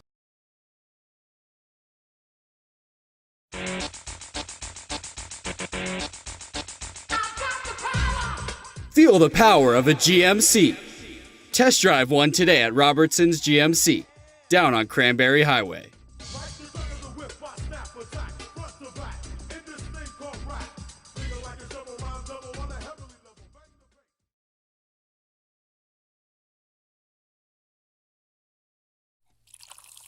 Cape Cod Coca-Cola thanks you for supporting the Cape Cod Baseball League. Cape Cod Coca-Cola has been proudly refreshing the community for over 30 years, and we're honored to support the Cape Cod Baseball League and many other wonderful organizations on the Cape. Cape Cod Healthcare is committed to providing tools and resources for your sustained well-being. We recognize the vital role of preventative medicine in your health journey and want to help you not only get well, but Welcome back to the Gatemen Baseball Network. 5-2 Cotuit lead as we head to the top of the 5th. Jack Sedegan alongside Nick Magus. Wareham scores 2, but Cotuit gets 2 right back in the 4th. And the difference in this game is an Eric Brown 3-run homer. Yeah, Jimmy Crooks threw out a runner to end the 4th inning. Take a break here for the first pitch. Yeah, Radin's first pitch to Jarvis misses outside. So ball and a strike to Jarvis. Back to the top of the order for the Gatemen. It's Jim Jarvis, Trace Gonzalez, and Paul Skeens due up. 1-0, bat goes flying. That's a called strike, but Jarvis just chucked his bat into the dugout. Speaking of sticky stuff. Oh. Jarvis has got a grip on it now. All right. That was a little freaky right there. Yeah, it caught the screen. Nobody, no harm, no foul. Should probably not do that again, though. 1-1. Okay. He doesn't swing the bat on that one. There's Takes right down the middle. There's no way he's swinging it whatever pitch comes next. Radins could throw that ball underhand, and Jim Jarvis is not going to take a hack at the next pitch after losing the bat like that. I think he knew it because he threw it right down the middle. Here's the 1-2 pitch. Breaking ball up and out of the zone. So 2 balls and 2 strikes to Jarvis. Base is empty in the top of the 5th. Nobody out. Gatemen trailing by 3. 2-2. Breaking ball just misses outside. That pitch at 68 miles per hour, and from here we can't even tell what it is. And even if we knew, it wouldn't do whatever the standard version of that pitch typically does with that low arm slot from Radins. Pretty darn close to a submarine pitcher. Here's the payoff pitch. Roped into right center field. That'll get down. Jarvis tears around first. He's heading for second. The throw is off the bag. Holy cow. Hands first slide for Jarvis, and he stretches a casual base hit into a double. Well, that's exactly what you need to get you going if you're the Wareham Gatemen in this situation. Jarvis got lucky there. It was a pretty standard base hit into right field. Never stopped running, took the turnaround first. A good throw from Dylan Beavers out there would have had him by a mile. Absolutely. But the throw pulled him off the bag, and Jarvis, with a hustle play, making things happen, and he's aboard to lead off the 5th inning. I think Beavers was just caught by surprise as we have a mound meeting. And a call to the bullpen. So we'll talk more about that play and the new pitcher when we come back on the Gatemen Baseball Network. One of the Gatemen's favorite places for their post-game meals is Cool Cone, where you can get anything from fried clams and fried chicken to an ice cream sundae, and then top it all off with a round of mini golf. Cool Cone, located on Route 6 on the Wareham-Marion line.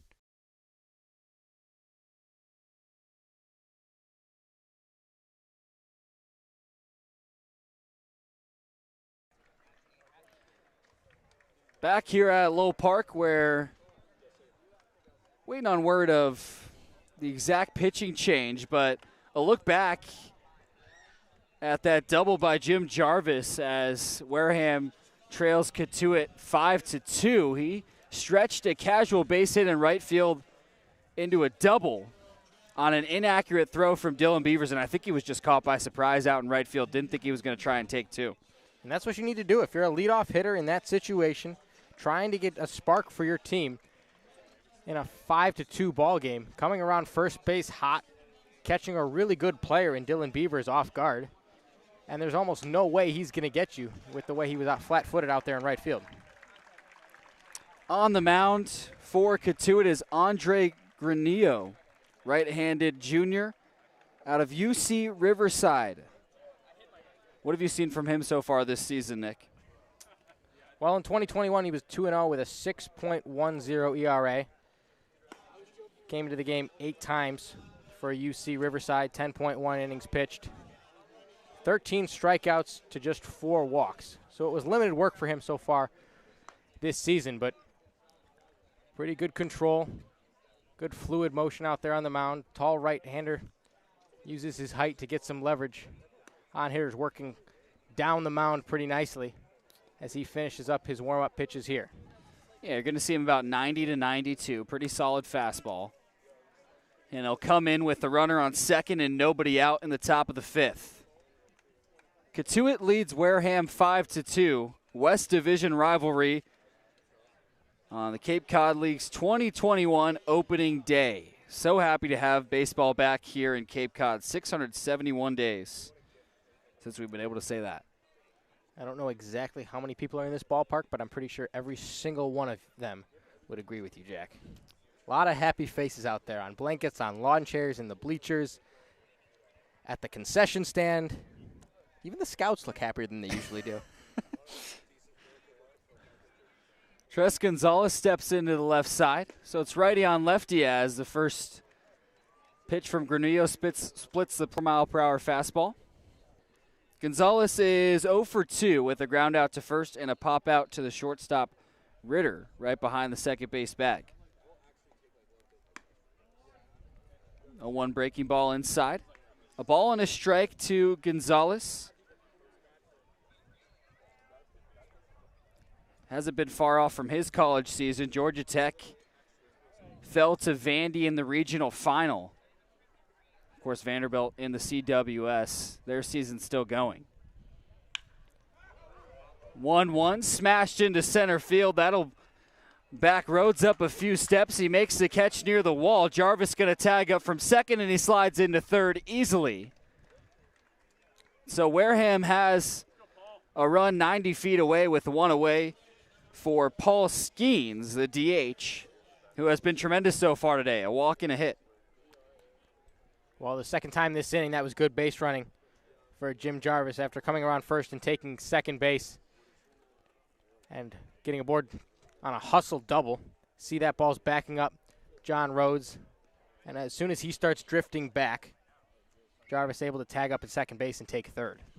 Yeah, he's shown off his speed a couple times this inning. First pitch to Skeens, fastball in for a strike. 95, fastest we've seen Granio so far.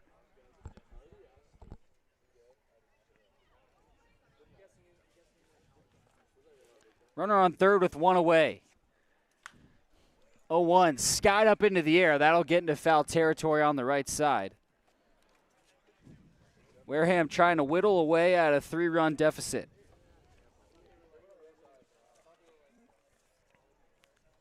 Skeens singled in his first trip in the first inning, walked in the 4th, and we see him here for the second consecutive inning. He was great in big spots this year. Tied for 8th in the Mountain West with 43 RBIs. 0-2 pitch. Rings up Skeens. Called strike 3 on a nice off-speed pitch from Granio. And Skeens doesn't seem thrilled as he walks back to the dugout with his head down. That was a slider.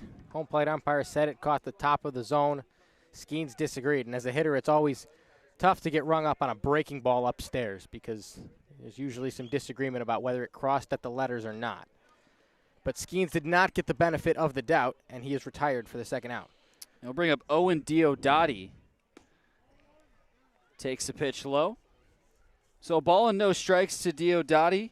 Reached on an error in the first and then hit a 2-run bomb to right field in the fourth. Brought in the only runs for Wareham so far.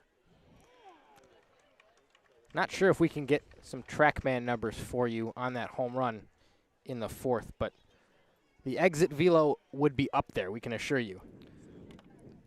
1-0 breaking ball is swung through. So a ball and a strike to Diodati. Jarvis on third. 2 outs. 1-1. Fouled over the left side. That strikeout on Skeens was huge because now Diodati has to get a hit to bring Jarvis in. That's a good point you make. Jarvis able to take third, tagging up on that fly ball from Tres Gonzalez and put the Gatemen in a good spot to get a run, but Granio took the advantage right back after striking out Skeens. Diodati waiting, bat wagging above his left shoulder. 1-2 pitch. Breaking ball outside.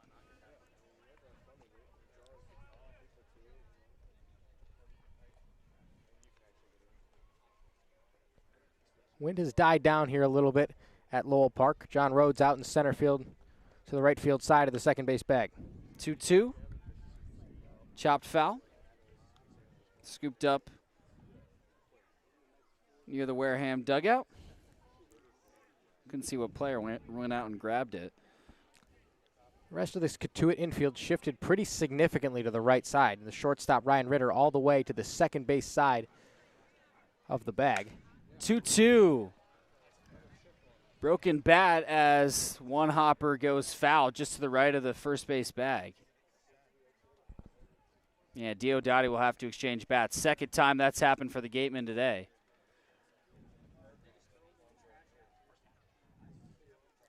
My question is, who's buying the bats? Because I'm assuming most of these guys are on a college budget, and these bats are not cheap. But I guess it's your own fault if you break one. So I don't know the answer to that one, Nick. It was hypothetical. So here we go. Fresh bat for Diodati. 2 balls, 2 strikes, 2 away, and a runner on third. 3-run deficit for Wareham. The pitch, drilled to left center field. That one is deep, and it skips at the wall. Jarvis scores. Diodati is into second, standing up. And he has now delivered all 3 RBIs for Wareham today. 5-3 game in the 5th. That ball was hit hard, and it's one thing to have power going to right field as a lefty. It's one thing to have pull side power. Just about everybody in this league can show some pull side power. But Owen Diodati right there took a breaking ball and sent it the other way, and all the way off the wall into the left center gap. And that is a long way out there right in front of the scoreboard here at Lowell Park, and he just missed his second home run of the day. Yeah, it's one of the deepest parts of the ballpark. It's close to 400 to center. 320 to each of the foul poles, so that would have been about 360 to 370. As the first pitch to Justin Williams misses low and away. Williams 1 for 2 with a base hit. That was back in the 4th. Diodati on second. Williams represents the tying run in the top of the 5th, 2 away. 1-0 fastball outside, so 2 balls and no strikes to Williams. In a league where pitching's supposedly on, we have not seen that today. 6 hits from each side, 8 combined runs. Cotuit ahead by 2. 2-0 check swing, and they'll say, I believe they said it was a strike anyway. So 2-1 to Williams. Well, that was just a bit upstairs. The umpire called the strike on the swing. And unfortunate for Justin Williams that he couldn't lay off a 2-0 pitch out of the zone. 2-1 is fouled out of play. So Granio battles back.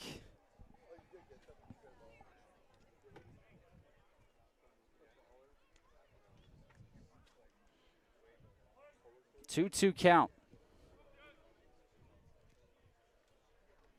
Here's the pitch. Fastball rung him up. 96 miles per hour, sizzling, and Granio's out of the inning. Wareham gets one off a double by Diodati, and they leave one stranded. Bottom of the fifth after this on the Gatemen Baseball Network.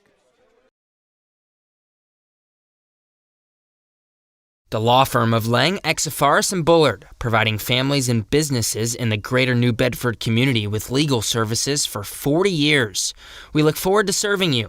For an appointment, call 508-992-1270. We invite you to learn more about the law firm of Lang, Exafaris, and Bullard by visiting our website, lxblaw.com.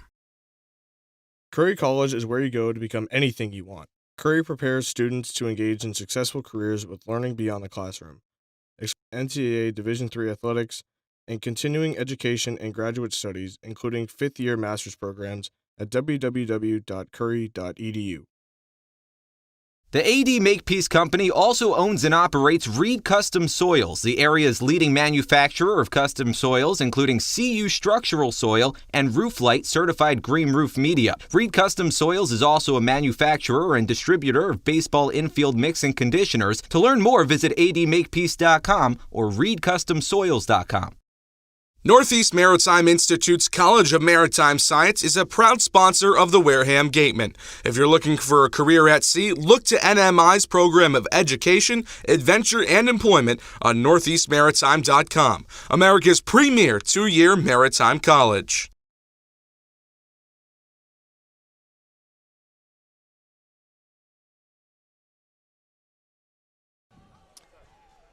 Welcome back to a packed Lowell Park. We've got a great ball game so far on the Gatemen Baseball Network. Jack Sadigan alongside Nick Magus. 5-3 Cotuit lead, 6 hits for each side. And the top of the order coming up against Cole Simas, who got the last out of the fourth to help Clayton finish his 3 2/3 outing.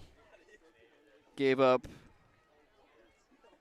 5 runs off of 6 hits with a walk and 2 strikeouts.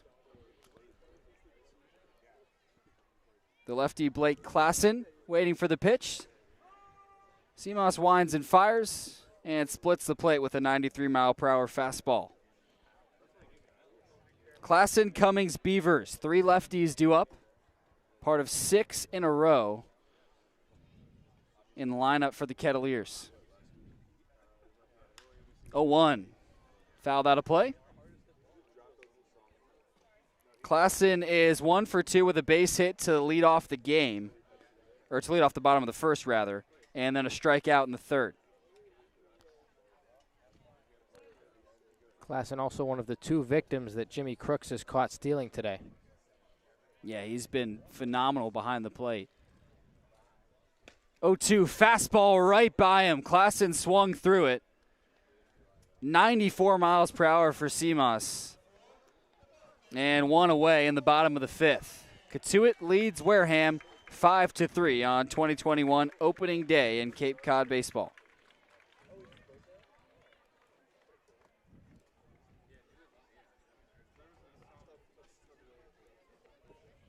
That'll bring up Cole Cummings, the third baseman.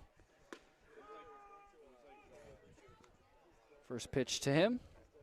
Change up in for a strike, 0-1.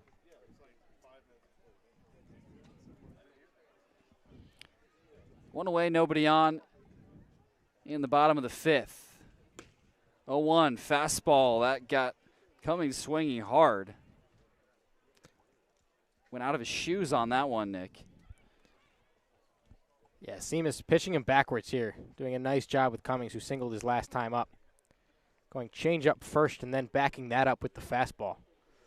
Both of those pitches with some run on them, and now he comes with the slider. So showing Cummings all 3 pitches in these first 3 of this at-bat. Yeah, that slider skipped in front of the plate. So it's a ball and 2 strikes to Cummings, the junior out of UC Santa Barbara. He's been around the block. University of New Mexico in 2018, Pima College in 2019. 1-2, swing and a miss. Got him with the slider. And that's a beautiful sequence right there from Cole Simas. He goes changeup away, fastball away, and then finishes him off with a slider inside on the back foot. And that is just textbook right there from Cole Simas, tearing up the 2 hitter in this Kettleers order. Seamus with 2 straight Ks, and now he faces Dylan Beavers, who was 0 for 2 with a strikeout. First pitch, swung on and missed. Another nice breaking ball. Yeah, he's feeling that slider right now. Dropping it right on the back edge of the plate, sweeping across and inside to these left-handed hitters. And he's going to keep working with that until it does him wrong. Seamus looks really comfortable on the mound. 0-1 is popped in the air. That'll get out to right field. Initially backed up Kern. Now he charges in on it and makes the grab. 1-2-3 inning for Seamus. And he settles things down for Wareham. They're only down by a couple runs on the Gatemen Baseball Network. 6th inning coming up.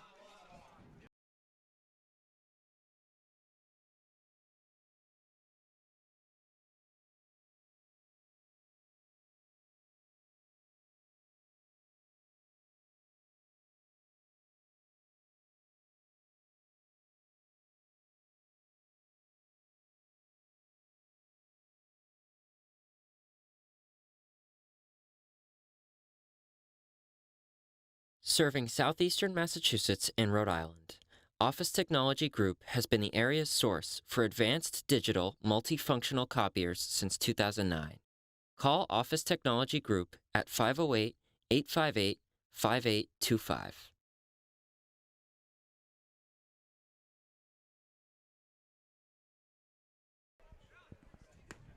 Great baseball game here in Cotuit, Massachusetts. The defending champion Kettleers lead the Gatemen 5-3 as we head to the 6th. Jackson Egan alongside Nick Magus. It's been a pretty even ball game for the most part, Nick. Cotuit's just been able to take advantage of their base runners a little more than Wareham has. Yes, and ball games are decided by pitchers that make mistakes, and there haven't been many thus far, but Cotuit's been able to capitalize on the Wareham mistakes just one too many times, and it's the reason they have 5 runs here in the 6th inning. Despina, Crooks, and Kern, the 6, 7, 8 hitters, due up for Wareham. First pitch to Despina, a little off speed for a strike on the outer half. Despina is 0 for 2 with a strikeout. Here's the 0-1. This is inside with a fastball. Granio on the mound for his 2nd inning of work. Giving up 1 hit so far. No runs charged to him. 1-1 is one hopped on the right side to Brown, who backhands it and tosses it over to first for the first out. Kettleers leading Wareham 5-3 in the top of the 6th, 1 away and nobody on for Jimmy Crooks, the catcher out of Oklahoma. He had a base hit in the 4th and is 1 for 2. Well, this season was his first year at Oklahoma, and he earned the nickname Jimmy Rakes after a really hot start. Swings through that first pitch. Still trying to get it going here with Wareham. Actually had a single in the 4th inning. Grounded out to first his first time up.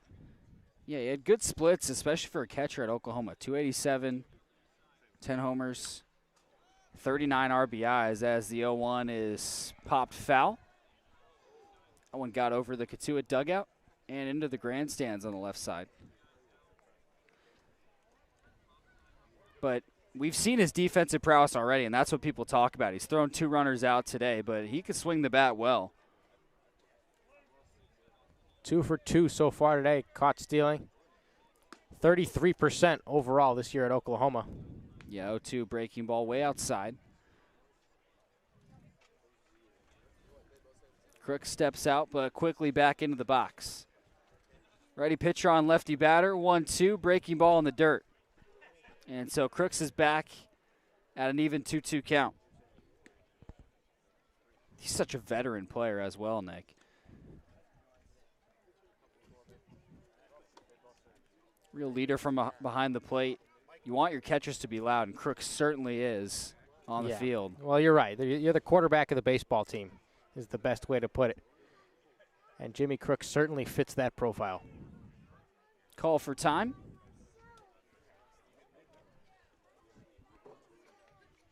Sun starting to set, but still poking above the trees. Shade settling over the left third of the field as the 2-2 will ring up Crooks. Got him with the breaking ball. 2 away and still nobody on for the Gatemen. They trail by 2 in the top of the 6th. You mentioned the positioning of the Sun Jacks, starting to get just above the tree line, casting some long shadows over the entire left half of the infield. Cade Kern up. First pitch to him is ripped foul. The interesting thing about that is the ball on its way from home, on its way from the pitcher's mound to home plate. It's passing through the sun and then back into the shade. See if it does anything funky to these Wareham hitters. 0-1. Swung on and missed. Kern is 0 for 2 with a strikeout. Took a couple emphatic swings so far today as the 0-2 is fouled straight back. But he's been swinging for the fences, no doubt. A little bit surprising for a guy who's been more of a hitter for average so far this season. Yeah, hit .325 this year at Ohio State. That was tied for 9th in the Big Ten. 0-2, fouled off again. But the defense for Kern is really his calling card. He's lightning fast, he's got a strong arm, and he's a good fit at any outfield spot defensively. Which, when you're hitting .325 and that's your greatest attribute, is a pretty good sign for a young player like Kern. 0-2, got him with the slider. Granio will sit down the Gatemen in order in the top of the 6th. Kettleer bats coming back up in the bottom half of the inning. You're listening to the Gatemen Baseball Network.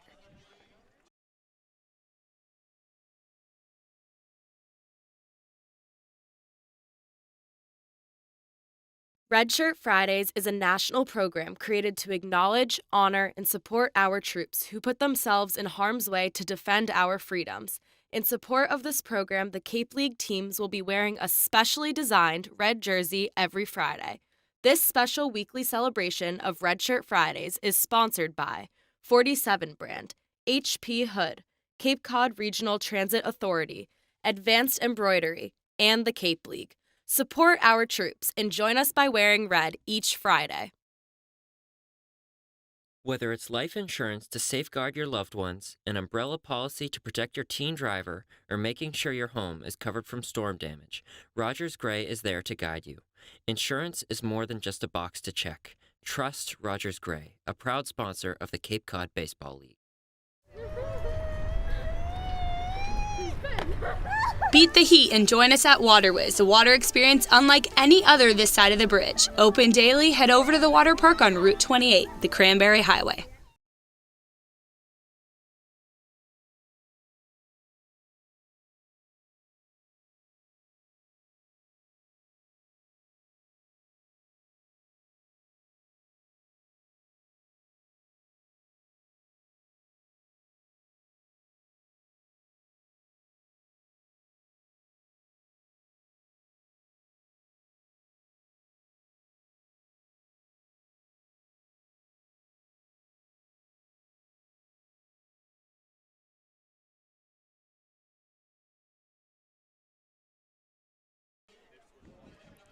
Bottom of the 6th we go. Cotuit ahead of Wareham 5-3.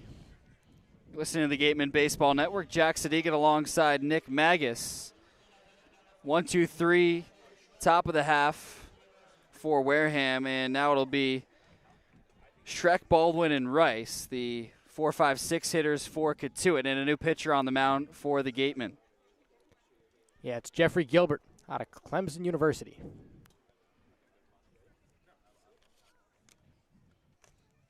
Lefty on lefty. First pitch to Shrek is swung on and missed. 94 with the fastball. Yeah, Gilbert was the closer for Clemson this year. A little bit undersized, standing at just 6 foot, but he's got the stuff to hang with anybody in this league. 0-1, broken bat as the ball lands out in right field. Shrek is going to hold up at first, but his bat went flying into the infield And somehow that baseball had enough power to get out into right field. Tough break for Gilbert. And you could see it in his face on the mound. He's saying, how in the world did that get out to right field? Yeah, and that's just the strength of R.J. Schreck you see right there. Didn't come anywhere close to barreling that ball up on a good pitch from Gilbert, but able to muscle it into right field down the line. Thought about trying to take second base, but Kern over there quickly cuts it off and gets it in. So it'll bring up the switch hitter Brooks Baldwin, who will go righty on the lefty Gilbert. Gilbert, 3-6 record this season, 28 appearances, all those relief, mostly in the closing fashion. 2.28 ERA, 44 and a third. Gave up 43 hits, 15 walks, and had 52 Ks. 3 saves to his name as well. Pitching in South Carolina for Clemson University.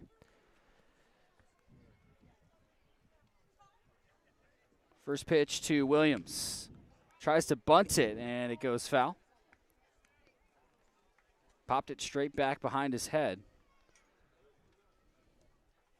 5-3 game. Kettleers leading the Gatemen in the bottom of the 6th. Runner on first and nobody out for Brooks Baldwin, the DH. He is 0 for 2 with a fielder's choice 4-6 ground out and a fly out to center. Gilbert from the stretch. 0-1. High and outside.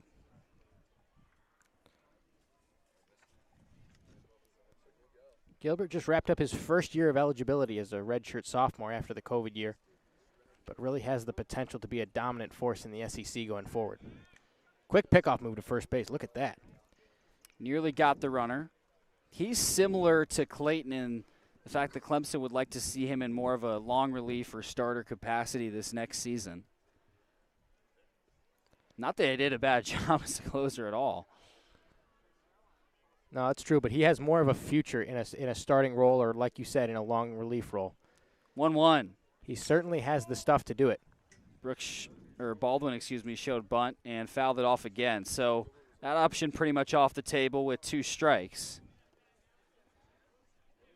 He has the stuff to do it, but Summer League is the time when you work on the stamina.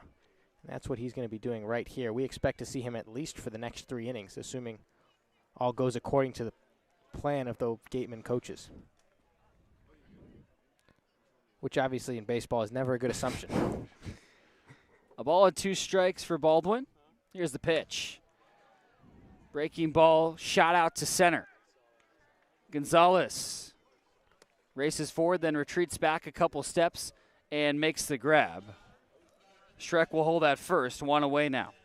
I want to take a moment to mention Cole Seamus as well, who closed out the last inning for the Gatemen on the mound. We really only saw him for an inning and a third, but 1, 2, 3, he cut down the Kettleer hitters last inning, and it's tough to see guys like that on a pitch count because he was just starting to get going before Gilbert took his place. Gilbert's first pitch to the lefty, Rice, breaks in for a strike. Rice leaned back, but the pitch dropped in the zone. Catcher Rice has had a nice day so far. A walk in the second and a double in the fourth. Ended up scoring that inning.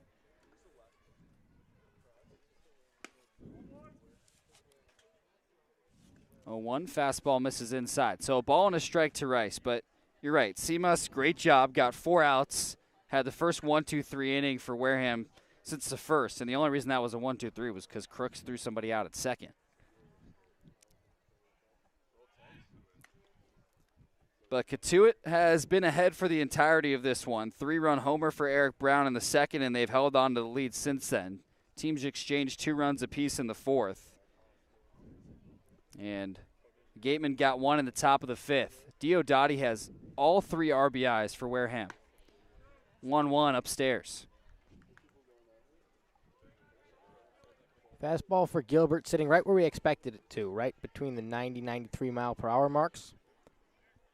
Mixed in a slider a little bit here, but it's been a fastball-heavy attack for him in the early going. 2-1, curveball, lifted out to center field. Gonzalez backs up a few steps, reaches up, and makes the catch. Schreck again holding at first. And so 2 away now in the bottom of the 6th. Rice got the barrel to that baseball, but the curveball was just a little bit too good for him out of the left arm of Jeffrey Gilbert. Sent it out to center field fairly deep, but not deep enough to get over the head of Tres Gonzalez. 2 straight flyouts to center after a broken bat single for R.J. Schreck to start off the last of the 6th. Now John Rhodes at the plate. First pitch to the righty is low. Rhodes flew out to right in the 2nd and then doubled in the 4th. He scored as well in that inning. Wind is pretty much completely gone at the moment here in Lowell Park, as the 1-0 catches the outer edge of the plate for a strike. Well, the 2020 season really hurt a guy like John Rhodes. He was hitting .426 as a freshman when that season got cut short. Would have been nice to see him the rest of the way. 1-1 curveball low. So 2 balls and a strike to Rhodes, but you're right. He came out hot in 2020 and had a pretty good year in 2021. I mean, the average 250, but 11 homers, 36 RBIs.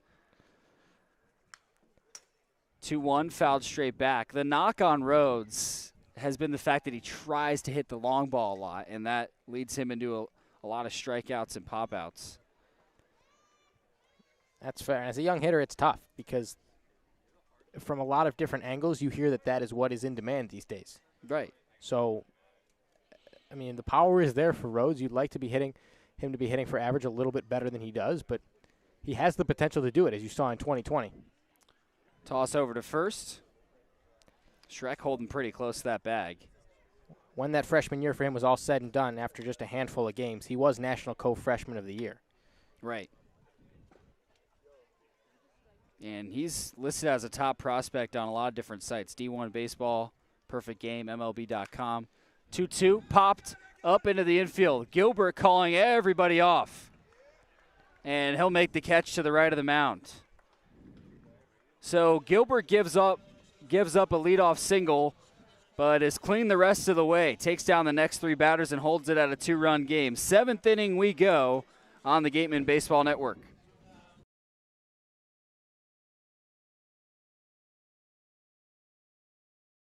Clobbered high and deep to right center field, and this one is gone. A home run. That home run's brought to you by Eastern Propane and Oil. Another scholarship for a deserving youth. Eastern Propane and Oil, we're in your neighborhood.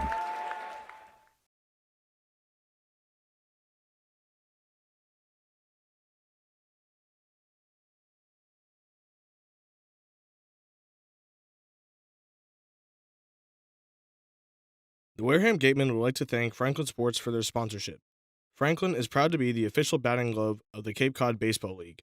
This summer, all 10 teams are wearing their own custom team batting gloves, courtesy of Franklin Sports. To create your own, visit franklinsports.com/custom. Enter code CCBL20 for 20% off your purchase. From the Cape to the majors, only the best hitters in baseball wear Franklin. The AD Makepeace Company also owns and operates Reed Custom Soy.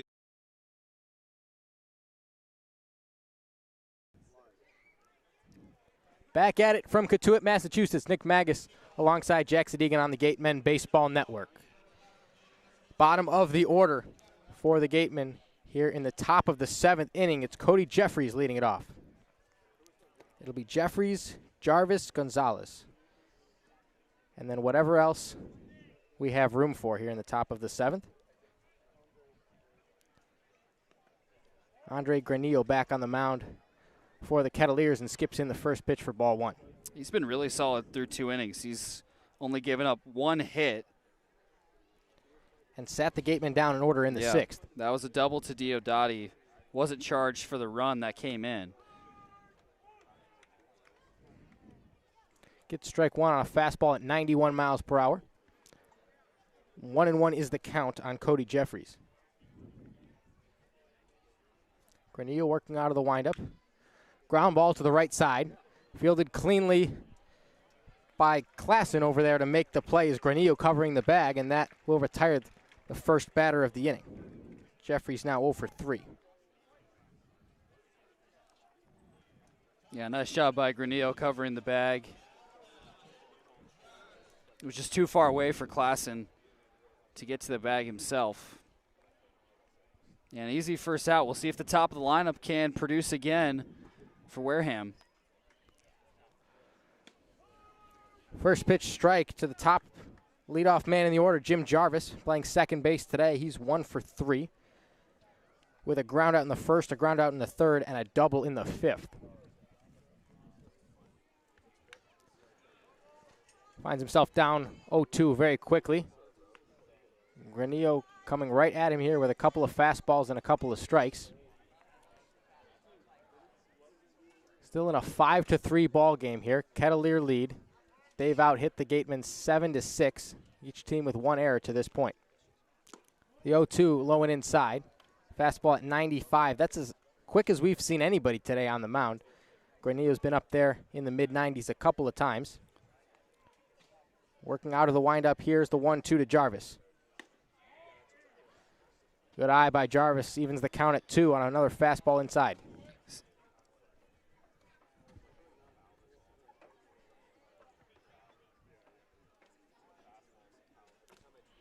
Base is empty, 2-2, 1 out. Pitch is fouled straight back to the screen off the bat of Jarvis. Okay, so there's a breaking ball. 2 straight fastballs and a breaking ball.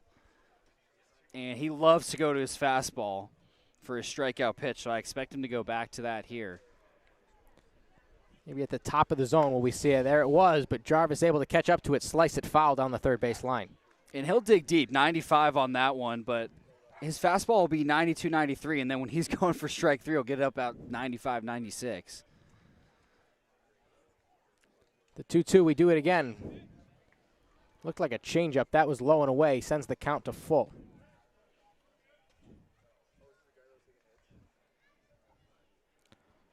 So Jarvis was down 0-2. It's now 3-2. Here's the payoff pitch. That was ball 4. He swung at it, though. Sends it down the third base line, drifting out of play. Really close for Cole Cummings. Drifted all the way to the fence, reached over, and just out of his reach. Well, the netting dips down. It makes a little triangle, so it's covering 2 different sections, and then there's a triangle of netting, and he ran just into the last little piece of that triangle of netting. If there wasn't any netting there, he might have been able to reach out and make the catch. But fan safety is the priority here in Cotuit. Netting stretching well down the third base line. That one's chopped foul on another 3-2 pitch, and Jarvis is giving Granio a hard time here with 1 out in the top of the 7th. Yeah, just continuing to foul off pitches. And he's really shortened up on the bat. 3 runs on 6 hits thus far for the Gatemen, but a number of good at-bats up and down the lineup so far today. That one's sliced just foul down the left field line. Missed the chalk by a couple of feet, and we'll do it again, 3-2. Jarvis had to adjust his hands on that one. His swing came in a little low, and he was able to get up on it and almost poked it out into left field. Granio wasting no time here, though. Popped off to the left side and out of play. Jarvis, another foul ball, continuing to make Granio work. This is exactly what we expected for the Gatemen leadoff hitter. Only 16 strikeouts in 207 plate appearances this year. He will not go down easy. That's a 7.7% strikeout rate. The 3-2 again. Here it is. Chopped to the right side. Backhanded play by Eric Brown over to first in time to beat Jarvis by a step, and that's the 2nd out of the inning. That is a really tough play that Eric Brown just made. On the run, he backhanded it, and he was carried into the grass while still moving, had to make the throw, and just beat out a speedy Jarvis. Nice job by Brown. He had that error in the first inning, but since then he has been stellar at second base. So this is Tres Gonzalez hitting in the 2-hole. Takes ball 1. Like you said, Jack, that was a nice play. A little bit easier for a second baseman than it would be for a shortstop, but still drifting to his throwing hand side. And when your momentum's taking you away from the bag like that, tough to get your feet set and make a strong throw to first. Or if you don't get your feet set, even tougher to be accurate with that throw.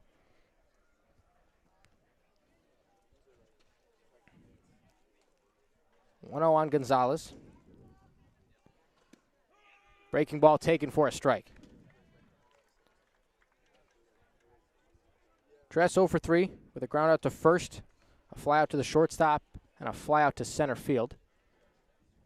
Fourth time through the order today for the Kettleers. Or check that for the Kettleers pitchers. That ball's fouled off to the left side, 1-2.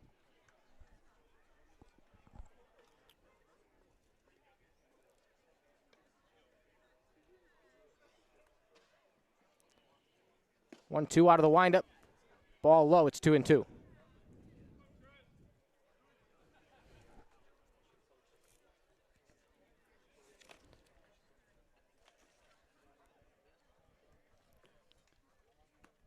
Two taken low as well, and for the second time this inning, the Gatemen hitters go 3-2. Outfield straight up spread out, as has been the case for the Kettleer infield for most of today. Ryan Ritter shifted up the middle at shortstop. Cummings well off the line at third. The payoff pitch, roped into right field. That's a base hit, and Gonzalez now 1 for 4 as he makes the turnaround first, and a 2-out single as a runner aboard for the Gatemen, and that'll bring up Paul Skeens. Nice piece of hitting by Gonzalez. He makes Granio work, and then gets a nice swing and a base hit with 2 outs. See if Skeens can produce. He's known for his power, and certainly Cotuit knows that as they call a mound meeting. Granio done a nice job to this point, holding on to a 5-3 lead are the Kettleers. And with Skeens coming to the plate, the men in white jerseys will meet on the mound to discuss their approach to the big number 20. Here in the top of the 7th inning with a runner at first base. Tres Gonzalez with a single a moment ago after Granio retired the first 2 batters of the inning.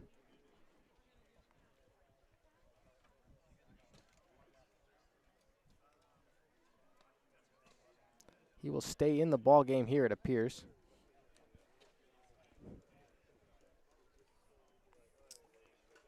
Well, there is activity in the pen, but they're sticking with Granio for this at-bat, probably hoping he could just get this last out, and then you can bring in somebody else for the last 2 innings. He's been solid so far, but some of his first stressful pitches coming against the powerful Skeens. If there's anyone in this Gatemen lineup that can tie this game with 1 swing of the bat, it is Paul Skeens. You better bet that he's thinking about it right here.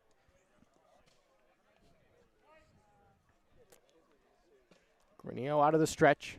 Checks the runner at first, now kicks and fires. Swing and a miss, strike 1.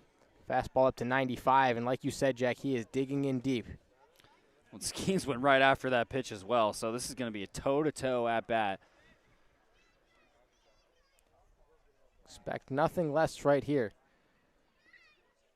Another fastball, that catches the outside corner. Skeens didn't like it, but it's strike 2. He hasn't liked a couple of calls, but that looked like it was in the zone for me. Tough break for Skeens. Well, if you're Skeens, you've seen all day today that they don't want to pitch inside you. They want to stay away. That's where he needs to be looking here with 2 strikes. That's where it was thrown. He fouls it off to the first base side, right over the dugout. Stays alive with 2 strikes. Shorten it up and look away.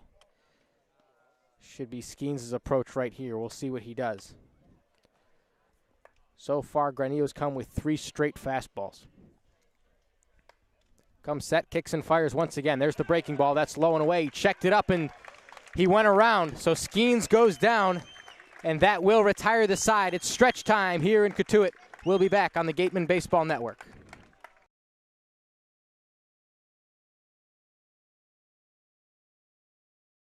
The Mezzaluna Restaurant is a family-run Italian restaurant celebrating 80 years in business. Located on Main Street in Buzzards Bay, Mezzaluna specializes in Italian cuisine, a lunch menu that's the best deal in town, and serving some of Cape Cod's famous prime rib every Wednesday and Saturday. Come enjoy the feast at Mezzaluna, the Italian family restaurant.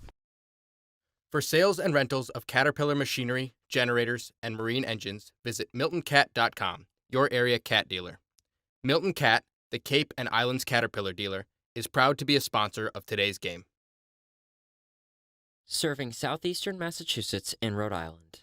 Office Technology Group has been the area's source for advanced digital, multifunctional copiers since 2000. For a nostalgic Cape Cod vacation experience, head to Bay Motor Inn, where guests are treated like family. Located in this 1950s-style cottage colony, still provides you with up-to-date amenities. The Gatemen thank the Bay Motor Inn for their support.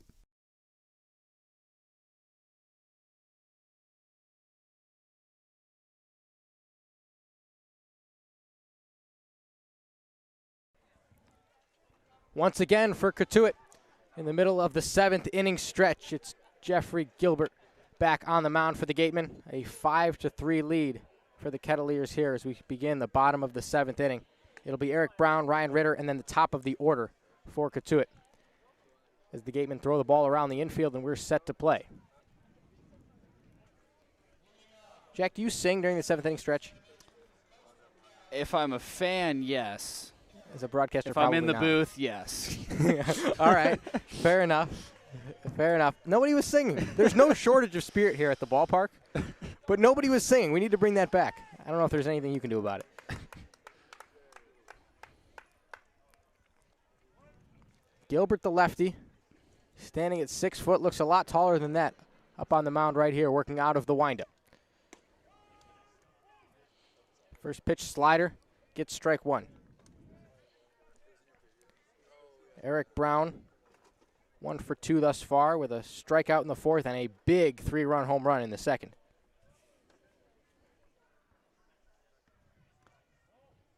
Skips in a fastball, evens the count at 1. Yeah, that home run really set the tone for the game. And since then, both these teams just exchanging blows. It's true, it set the tone, but the Gatemen didn't go away. They got 2 of their own back just an inning after that, but then gave those 2 right back.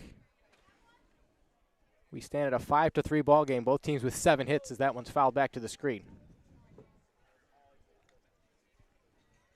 And this has been exactly like you'd picture 2 Western Division rivals that usually sit at the top of the West. Is a hard-fought ball game, a little bit of everything.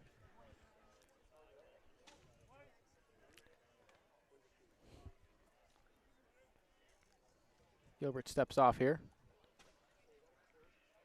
And it's interesting. We talked about this a little bit in pregame, but with the roster turnover that occurs year after year in these summer leagues, the guys that come one year really aren't the same as the guys that come the next year. But for whatever reason, year after year, these are the 2 teams in the West that are going at it. It's a breaking ball upstairs. And 2 of the most decorated. I mean, Cotuit 17 championships, far and away the most in Cape Cod, but Wareham 9 championships. Yeah, and they let us hear about that on Twitter this week.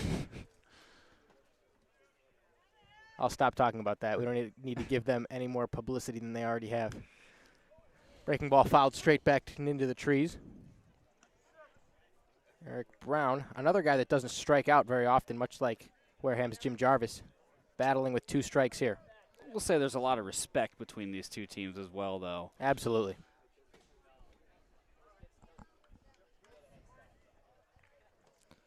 Eric Brown, number 10 overall prospect coming out of Louisiana as a high school senior in 2019. As he works it full here after that pitch is low and away from Gilbert. Yeah, Brown crushed his home run and struck out after that.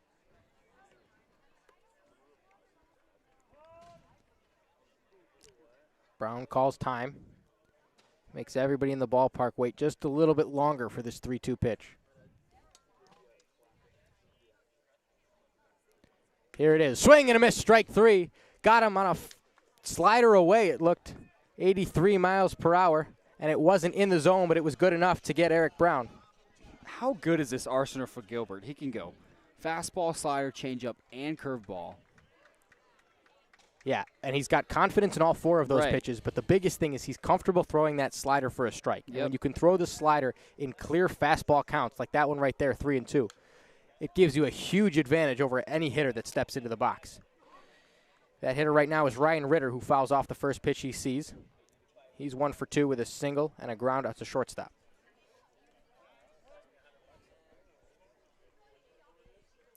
Gilbert working quickly. That's the curveball in the dirt. Gets another swing and a miss, and it's 0-2. Yeah, he could start off a pitcher or a hitter with an off speed. He could start off with the fastball. He could throw any pitch in any count, and that is so valuable. You don't see a lot of that at the college level. Well, he's got him 0-2 right here, and at this point it's just a game for Jimmy Crooks calling pitches behind the plate. All sorts of options. There's the fastball called strike 3. What else did you expect, Jack? Anything but a fastball, to be honest with you.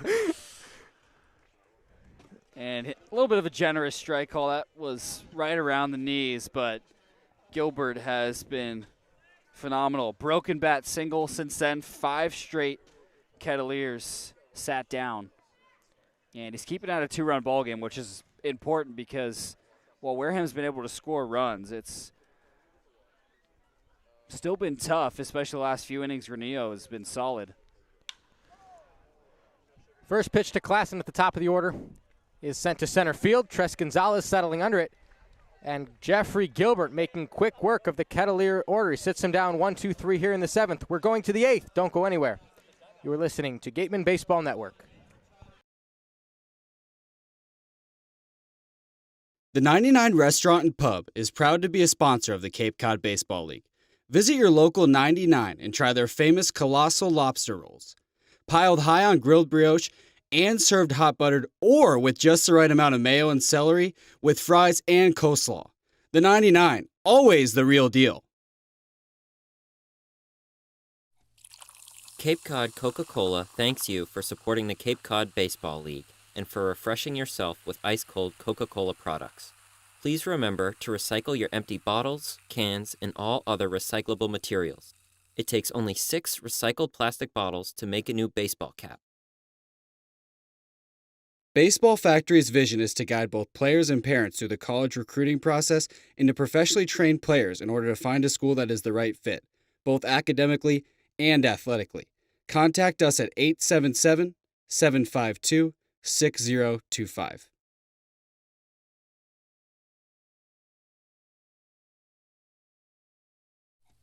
Cape Cod Healthcare offers a comprehensive array of medical services delivered by top-notch teams of healthcare providers. Their physicians provide the best evidence-based and proven medicine at their state-of-the-art facilities. If you need them, they'll be there.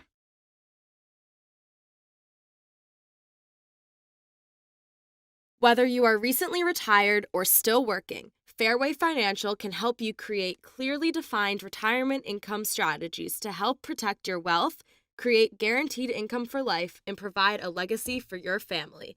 We are committed to earning your trust by thoroughly understanding your goals and dreams and helping you gain greater financial confidence. To learn more, visit Fairway Financial in South Yarmouth or go to fairwayfinancial.net.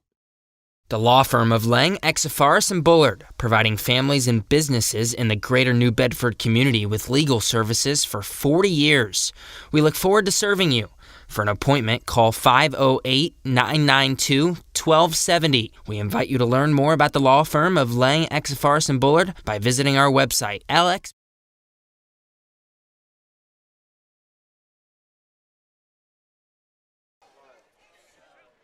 Last 2 chances for the Gatemen here. They trail the Cotuit Kettleers 5-3 as we begin the 8th inning. It'll be Diodati, Williams, and Despina, and a new arm on the mound for the Kets. Yeah, number 51, Joey Walsh, left-hander out of Boston College, heading into his redshirt senior season, 6'1", 235. So a decent frame. Pretty good numbers as well. 2-3 record, 5.71 ERA. Typically can go a couple innings in relief, which the Cats would love right now. And 4 saves for Boston College this past season. First pitch from Walsh, 90-mile-per-hour fastball fouled off by Diodati.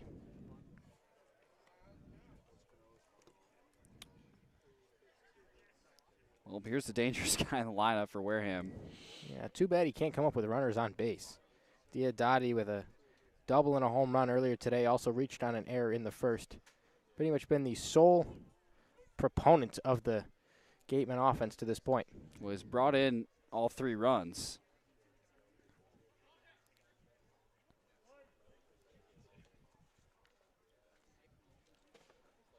Nobody aboard but Walsh working out of the stretch, and that ball smoked off the bat of Diodati all the way to the wall, and John Rhodes able to track it down and make the play on the warning track. That is the third time in a row that Diodati has hit the ball hard, but just not hard enough. A home run in the 4th inning, cleared the right field wall. The double in the 5th inning bounced off the top of the wall, and that time just not quite enough power to get it over the head of Rhodes. And he is retired for the first out. A loud first out, but an out no less. And Joey Walsh breathes a big sigh of relief. So that's Justin Williams now in the box. Right-handed hitter, 1 for 3. Takes first pitch, strike.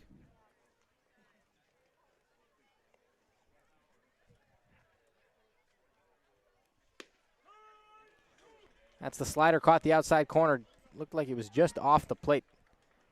But as a pitcher, when you're throwing strikes, the zone's going to get naturally just a little bit bigger, and it did right there for Walsh. So 0-2 on Justin Williams. Skipped in at 91, 1-2. Going back to that swing from Diodati, he gave that ball a ride to right center, but he now has a home run to right field, a double into left center, and an absolute missile into right center that was caught at the wall. Chopper to the left side, fielded on a couple of hops by Cole Cummings. Strong throw to first in time for the out. You know, wondering if Cole Cummings had fallen asleep over there at third. That's his first put out of the day since the 2nd inning when he caught a pop-up. So here's Despina. 0 for 3 with a flyout, a strikeout, and a ground out. He's been sent to the bench in each way in pretty much each way that's possible. See if he can find a way on base here. Well, it's nice that he got a ball on the first pitch. He's fallen behind in counts quickly so far today.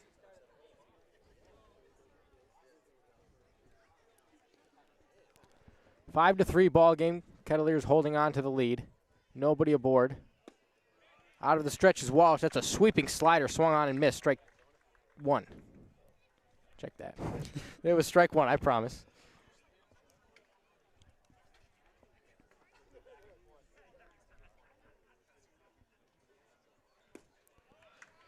Spina swings and misses at another slider. It's 1-2. And that's really been his issue so far today, is he's gotten down in the count in all 4 of his at-bats. Yeah, and then once you're at 2 strikes, you're just fighting to stay alive. And that's not his MO, fighting to stay alive. He's a big power hitter. He's going to attack pitches early. He's going to hit the ball hard early.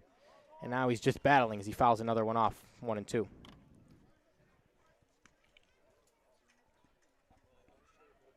Yeah, the runs for the Gatemen coming in the 4th and the 5th, but outside of those big innings, it's been tough to find a hit. Nobody aboard for the Gatemen. 2 outs here in the top of the 8th. The 1-2 to Despina, low and away, ball 2. So here we go, 2-2. This might be the best pitch that he gets. If he can get a fastball over the outer half of the plate. Yeah, Walsh certainly doesn't want to go full here. Here's the 2-2. Called strike 3 as a slider caught the outside corner. Got the benefit of the doubt right there, but Despina sits down for the 4th time today and will go to the bottom of the 8th. You're listening to the Gatemen Baseball Network.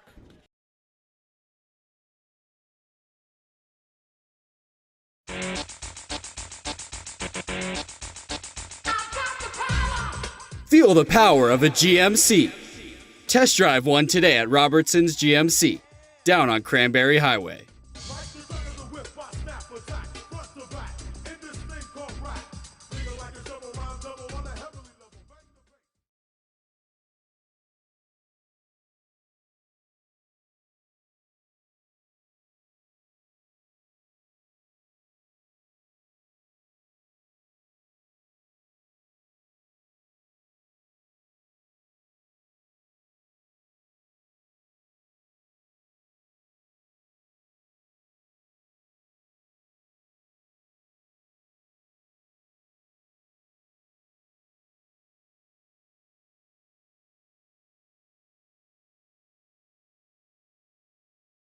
One of the Gatemen's favorite places for their post-game meals is Cool Cone, where you can get anything from fried clams and fried chicken to an ice cream sundae, and then top it all off with a round of mini golf. Cool Cone, located on Route 6 on the Wareham-Marion line. Serving southeastern Massachusetts and Rhode Island. That double play is brought to you by TM Ryder Insurance Agency. Package your home and auto insurance for the perfect double play. Village Signs of Mattapoisett. They do it all, from logo design, trucks and buildings, to boats.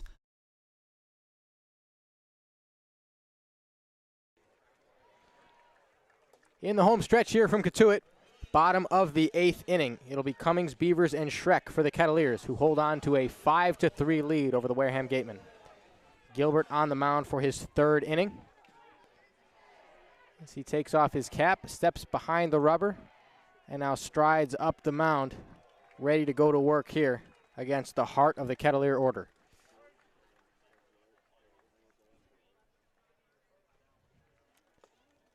Out of the windup, first pitch hits him in the elbow. So a runner aboard to start the 8th inning, and that is not how you wanted it to go if you're wearing the blue and red. Needs to hold it at 2 runs here if he wants to give his team at least a decent chance of coming back in the 9th inning. Yeah, it was tough. Put leadoff runner on.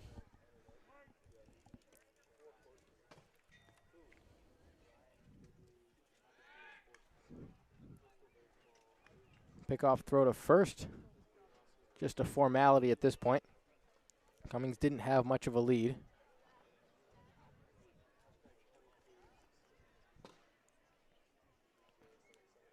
Gilbert looks at him again, now delivers and misses low to Dylan Beavers.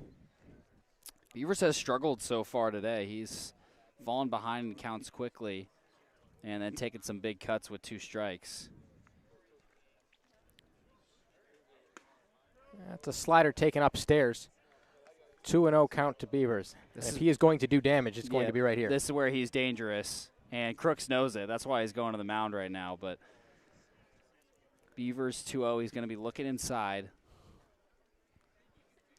And that's a real veteran move by Jimmy Crooks behind the plate. Gilbert's looked good so far, but comes out.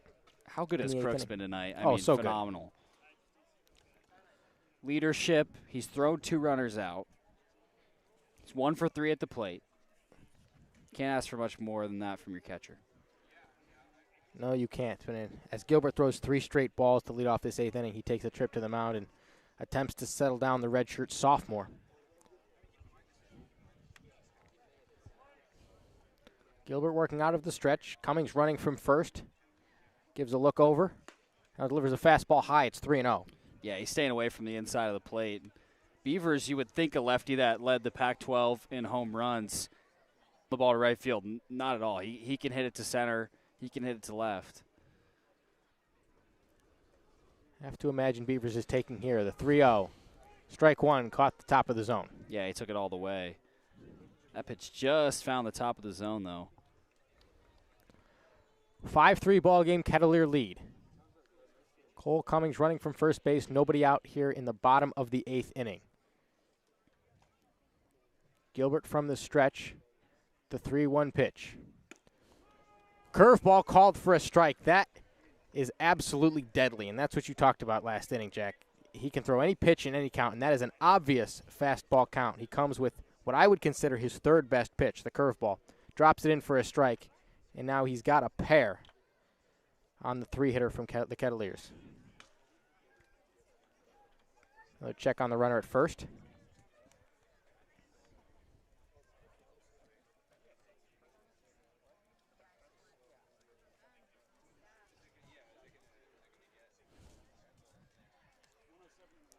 Beavers crowding the plate here, 3-2. The payoff pitch. Breaking ball, diving play at first by Despina, and he got up, dropped the ball. Dropped the ball, the runner reaches first. Cummings moves to second. And the Kettleers have 2 aboard with nobody out in the bottom of the 8th inning. An odd play right there as Despina got the hard part done, it looked. Yeah, I don't know how to score that one, but he made the diving play in the grass, popped up to throw it to second, and it just popped right out of his glove. Well, I think Despina needs to know a little bit better than that. Cummings is a speedy runner moving from first base. He's on the ground after making that play, coming to his feet. He needs to go straight to first base, and Gilbert needs to be over there covering. But there's really no chance to get the runner at second, even though it's always nice to cut down the lead runner. You're down. You need to get the out that you can get in an inning when your pitcher hasn't had his best stuff to this point. And instead, he dropped the ball, and there's 2 aboard with nobody out. Yeah, I mean, I think it was a tough break because he would have had Cummings at second if he was able to get the throw off. And it looks like they're going to reward that as a hit. So it's 5-8-1 for the Kettleers, 3-7-1 for the Gatemen. They'll call it a hit because it was a diving attempt and not an easy play to make for any first baseman. But just frustrating because it looked like Despina did the hard part by knocking the ball down and then just couldn't get it together coming up with the play. And he did. So here's R.J. Schreck as Gilbert digs in and tries to settle down here. Nobody out here in the bottom of the 8th inning. Inside pickoff move. No throw to second base. But checks Cummings over there. Trying to keep him close, prevent him from scoring on a base hit.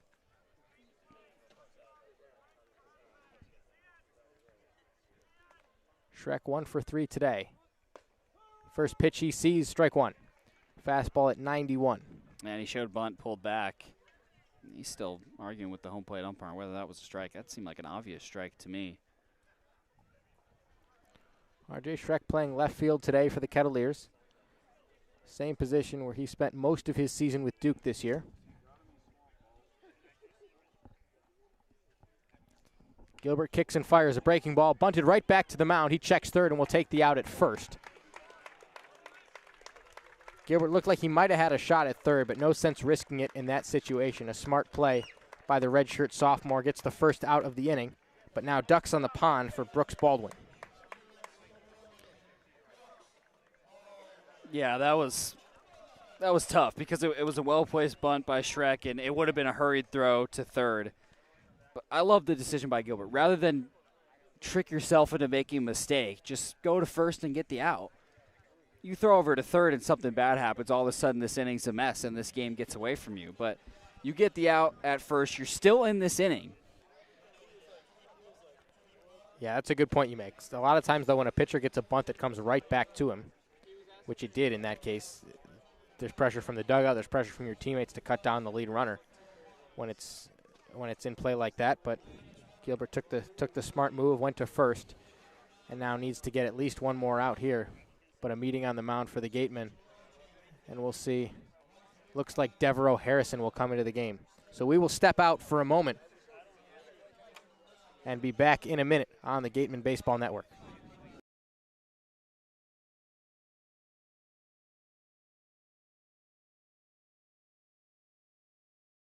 Cape Cod Healthcare offers a comprehensive array of medical services delivered by top-notch teams of healthcare providers. Their physicians provide the best evidence-based and proven medicine at their state-of-the-art facilities. If you need them, they'll be there. Whether it's life insurance to safeguard your loved ones, an umbrella policy to protect your teen driver, or making sure your home is covered from storm damage, Rogers Gray is there to guide you. Insurance is more than just a box to check. Trust Rogers Gray, a proud sponsor of the Cape Cod Baseball League.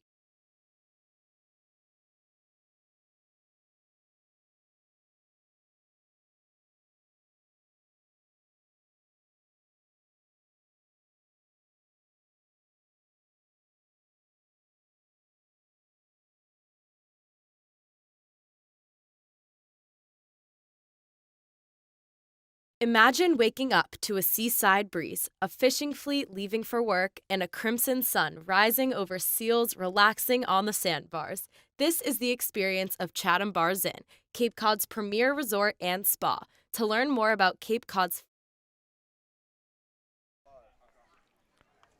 Back at it from Cotuit. Couple of runners on for the Kettleers, trying to add to a 5-3 lead. Are they right now? Devereaux Harrison on the mound. for the Gatemen, taking over for Jeffrey Gilbert. Gilbert hit the first batter he faced, gave up a single, and then retired R.J. Schreck on a sacrifice bunt. Now 2 runners aboard with 1 out, and Devereaux Harrison in to try and clean up the mess.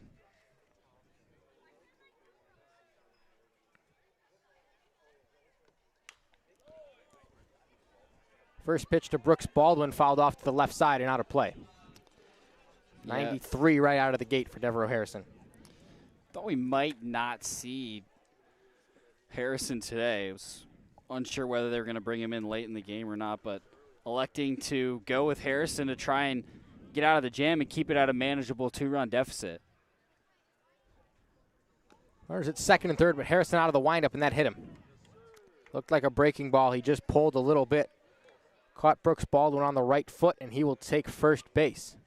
So with a base open, not the worst thing in the world, as it brings the double play into order, but not what Harrison intended, obviously. So the infielders will move towards second base. Double play depth. 1 ground ball could end the inning here.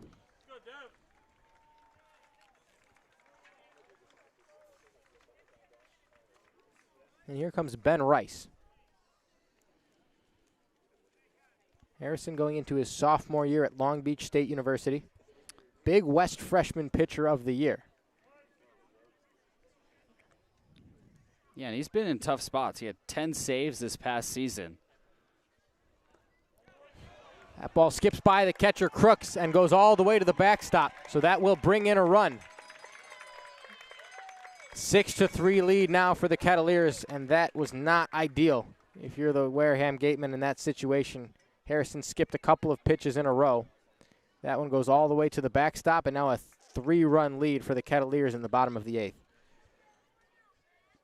Almost as important, the runners move to second and third and takes the double play out of order.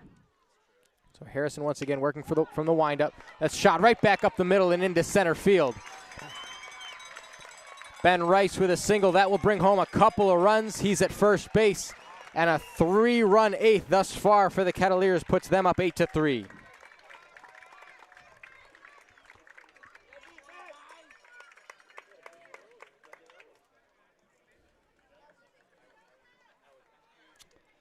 And that one hurts because those 2 runs make a comeback very difficult. 2 runs, 3 runs, you feel like you're still in it, but 5 runs heading into the 9th, even if it stays at what it is right now. That's true. Whatever life was left in the Gatemen dugout is all but gone at this point. But they'll try and do it in the bottom of the 9th. They need top of the 9th, excuse me. They need to get there first. Still 2 more outs to get in the bottom of this 8th inning. And John Rhodes and Eric Brown stand in the way of Devereaux Harrison. Harrison gets ahead of Rhodes 0-1. Checks the runner at first. Ben Rice with a 2-run single a moment ago. Now delivers a breaking ball in the dirt. That one's blocked nicely by Crooks.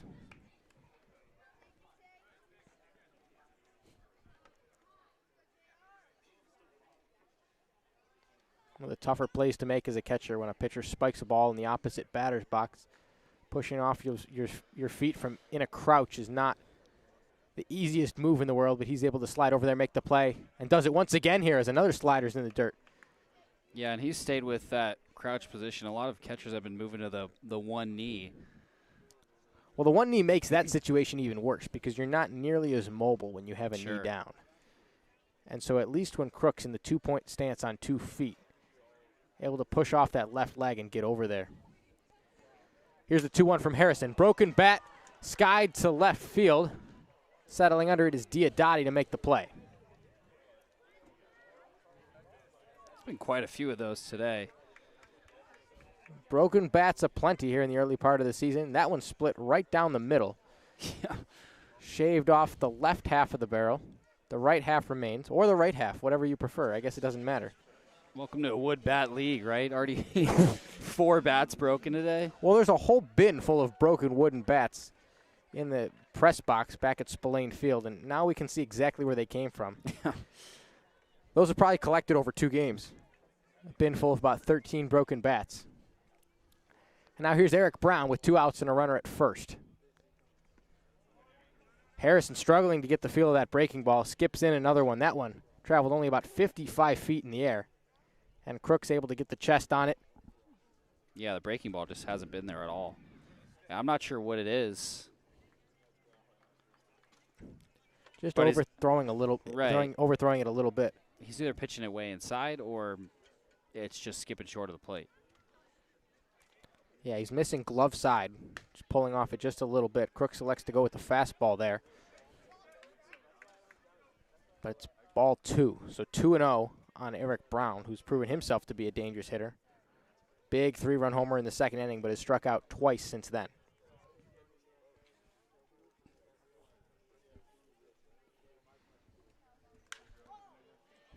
Fastball fouled off to the right side. Moving over toward the line is Cade Kern, but it's out of play. He wanted to make a play on that one. Oh, yeah, he did. We've seen how fast he is. If there's a ball that's in play anywhere on the diamond, Cade Kern has a chance to make the play. Profile's a little bit more like a center fielder, in my opinion, but well, that's where he started the whole season for. Yeah, for Ohio State. Yeah, for Ohio State. Tres Gonzalez, for the time being at least, has that position locked down for the Gatemen.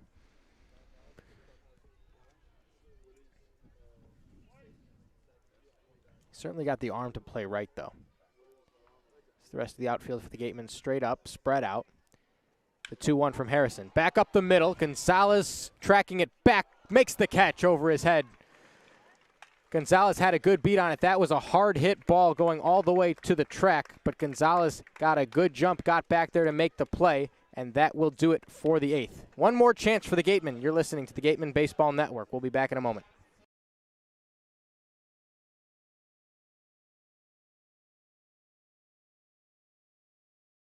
Backbone of the league. It is with their support that we are able to preserve our long-standing tradition of providing the best family entertainment here on Cape Cod. On behalf of the Wareham Gatemen, the 9 other teams, league officers, and the entire Cape League family, we would like to announce and thank our 2021 corporate sponsors. With much appreciation, we recognize the Yawkey Foundation, Curry College, Cape Cod Healthcare, the 99 Restaurants, Coca-Cola Bottling of Cape Cod, Badger Sport, 47 Brand, Cape Cod 5 Cent Savings Bank, Milton Cat, Mosquito Marys, Fairway Financial, Ocean Spray, Seaside Le Mans, Rogers Gray, Franklin Sports, Cape Destinations, Sullivan Tire, Cape Cod Times, Kinlan and Grover Real Estate, Cape Cod Chamber of Commerce, Highline Cruises, Sports Picks, On Deck Sports, Barnstable Bat, Highness Area Chamber of Commerce, HP Hood, Sunderland Printing, Axis Bats, Quest Diagnostics, Cape Space. And of course, thank you to Major League Baseball for over 50 years of support. The Cape Cod Baseball League and the NCAA promote good sportsmanship by student athletes, coaches, and spectators. We ask for your cooperation and positive support of the party.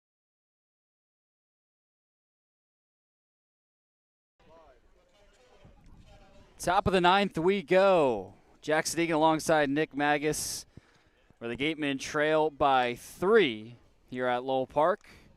Happy Father's Day to everybody out there. And happy opening day. It's a fun day overall in the Cape Cod Baseball League. And Cotuit's been having most of the fun the last couple innings. They put up a 3 spot in the 8th. That mirrors the 3 spot they put up in the 2nd. And Cotuit has not surrendered the lead for the entire game since Eric Brown's 3-run homer in the 2nd inning.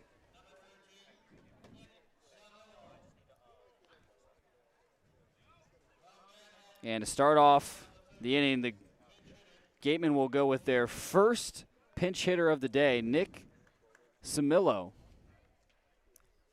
the senior out of Manhattan College, second team All-Metro Atlantic Conference this season. Samillo hit .284 this year, 6 home runs, 19 knocked in. 6 two-baggers as well. MAAC preseason player of the year as he takes ball 1. Ball and no strikes to Samillo. 1-0, misses upstairs. Samillo switched back over to catcher this season. He was an outfielder for Manhattan. And then switched over to catcher to just help out the lineup a little bit. And put a better bat in the outfield as that fastball goes in for a strike to make it 2-1. Quick pace for Walsh. 2-1 pitch. Breaking ball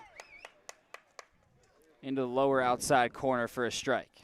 Give all the credit to Ben Rice on that strike right there. Really stole that one from the outside part of the plate. Looked like it was a ball or two off, but good soft hands right there by the veteran catcher. 2-2 pitch fouled off. Samillo, a New York native, kind of took the Metro Atlantic Athletic Conference by storm. He was the Rookie of the Year in that conference in 2019, first team All-Conference, and a freshman All-American as well. As the 2-2 is fouled straight back. Making good use of his first at-bat of his Gatemen career. Yeah, it's a lot of competition at that catcher spot for Wareham, but there's certainly a spot for Samillo, whether it's pinch hitting or making contributions elsewhere, possibly coming in the outfield. As the second 2-2 is lifted high into right center field. Charged by Beavers, and he makes the grab on the run for the first out. So last two chances for Wareham as we get yet another pinch hitter. This time it's Ted Burton, the junior, out of Huntington Beach, California. Goes to Michigan, where he was first team All-Big Ten this year, had a fantastic season, 342 hitter. That was good for fifth in the Big Ten, 7 homers, 28 RBIs, and a 667 slugging percentage. That was second in the Big Ten. So not only can he hit for average, he also drives the ball as well. Yeah, if you didn't catch that, a 667 slugging percentage.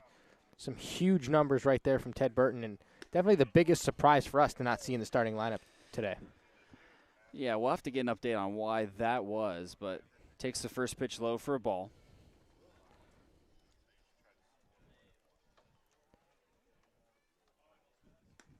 One 0 pitch. Bounces off Rice's glove as it missed high. He'll get a fresh baseball. 2 balls and no strikes to Burton. But he certainly has one of the best resumes on this Gatemen team. Mm-hmm. Hit his first career home run last year against UConn. This year, hit his first NCAA tournament home run just a couple of weeks ago against UConn. 2-0 in for a strike on the fastball. Burton in that South Bend Regional, 1 for 7 with the solo homer. Also drew a walk.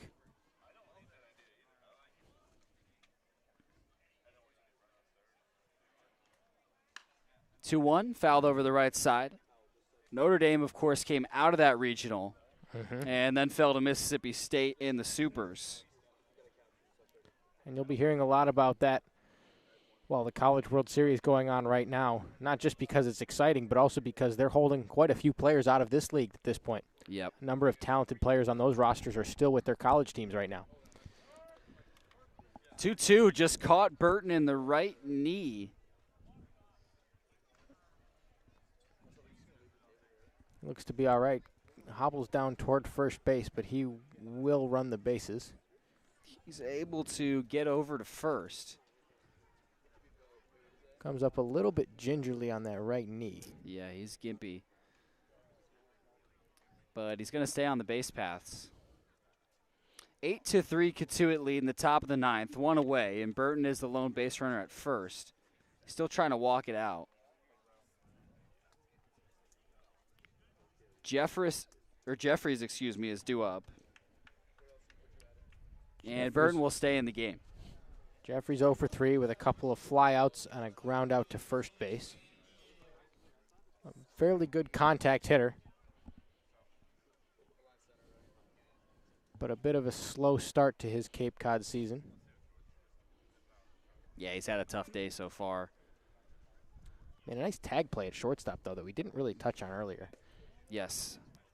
The second throw down from Jimmy Crooks, and I regret not mentioning this more as it happened because we were focused on Crooks throwing out his second runner of the day, but the throw was a little bit high, and Jeffries did a heck of a job getting the tag down.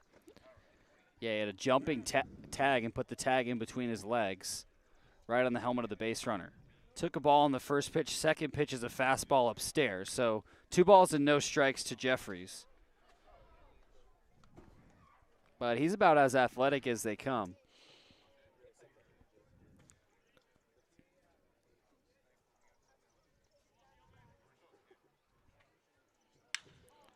(2-0) ripped into center field. That'll get down for a base hit. Burton's going to hold up at second as the throw is cut off at shortstop, and the Gatemen aren't going away quietly. 2 base runners on with 1 away in the top of the 9th. Still a 5-run deficit, but you can feel a little bit of energy in the Wareham dugout. And Ryan Ritter at shortstop. I want to make a note of this.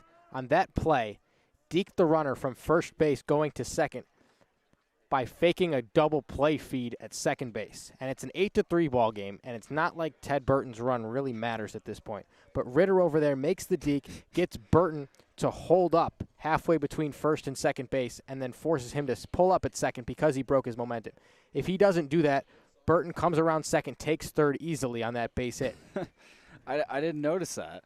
Yeah, so Ritter comes over because that play's not happening where Burton can see it. So Ritter comes over and fakes like he's taking the throw at second base and forces Burton to think about sliding in that situation. Right. And he's unable to take third. That's a heck of a play in a situation where it doesn't really matter. And that'll do it for Joey Walsh. A quick mound meeting, and it turns into a pitching change. We'll tell you about it when we come back on the Gatemen Baseball Network.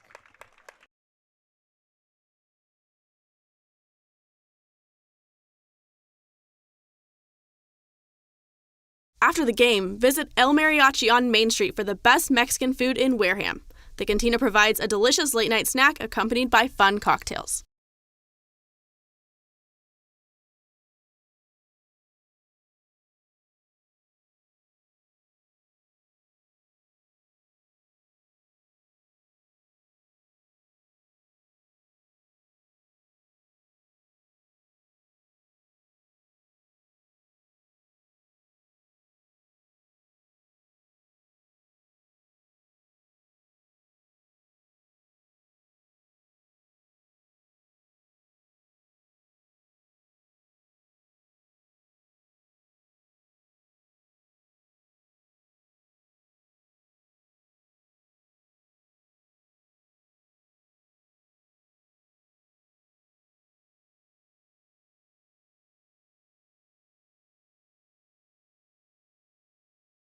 Earn a bachelor's or master's degree, complete a certificate, or take a single course through the Division of Continuing Education and Graduate Studies at Curry College. In person. Welcome back to the Gatemen Baseball Network. Jack Sadiq and Nick Magus. 8-3 Cotuit lead here on opening day. 2 runners on and 1 out for the Gatemen. Their leadoff man, Jim Jarvis, coming to the plate, and Kettleers not messing around. They put their big-time closer, TJ Brock, on the mound to try and get these last 2 outs. So the tying run is in the hole, but they bring in the closer. First pitch, easy 98 miles per hour, misses outside. Jarvis is 1 for 4 with a double in the 5th. He ended up scoring in that inning. That was the last Gateman run. 1-0, another fastball at 96, misses low. Well, that's exactly where Brock will sit, 96 to 98 with the fastball. He's touched 100. I say that casually. He's touched 100. Going into his senior year at Ohio State. 2-0, fastball, again outside of the zone. So it doesn't matter how hard you throw it, you still have to throw strikes. 3-0 to Jarvis. You got that right, but TJ Brock usually does that, a 2.08 ERA this year, coming off his junior year. Certainly not saying that he doesn't, but the potential for the Gatemen to load up the bases on this pitch. 3-0, and it misses inside. Tried a breaking ball. Jarvis took all the way, And the bags are loaded up. The Gatemen trail by 5 in the top of the 9th, but with 1 out, things are getting interesting. Trace Gonzalez coming up now. So the bases are loaded for Gonzalez, who is 1 for 4 with a ground out, a pair of flyouts, and a single. And a single was his last time up in the 7th. Brock still working from the windup, and there's his first strike, a 98-mile-per-hour fastball that splits the plate. And that is a 98 that is running. That is not straight. 0-1 outside. That ball starting in the middle of the plate, taking off toward the right-hand batter's box, away from the lefty Jarvis. Righty Brock on the lefty Gonzalez. Bases loaded. And the 1-1. Fastball just a tad inside, again at 98. So he's sitting comfortably around 98 miles per hour. Wind is starting to pick up just a little bit here at Lowell Park. 2-1. Fastball high and outside. So Gonzalez obviously looking for a pitch to hit here. But you also need to know, and he does, that Brock has thrown 8 pitches and 7 balls. 3-1 with the bases loaded. Fastball gets the strike zone. Gonzalez was starting to head towards first, but he's pulled back. Payoff pitch coming. 5-run deficit for the Gatemen, but they have the bases loaded with 1 away in the top of the 9th. Here's the payoff. Fastball missed. 8-4 now, and the bases are still loaded. That brings the tying run to the plate. And guess who it is? It's the man you want in this situation, Paul Skeens, the designated hitter. Yeah, he's been quiet so far today, but a power bat in the lineup. He's 1 for 3 with a base hit in the first, couple strikeouts. He also drew a walk in the 4th.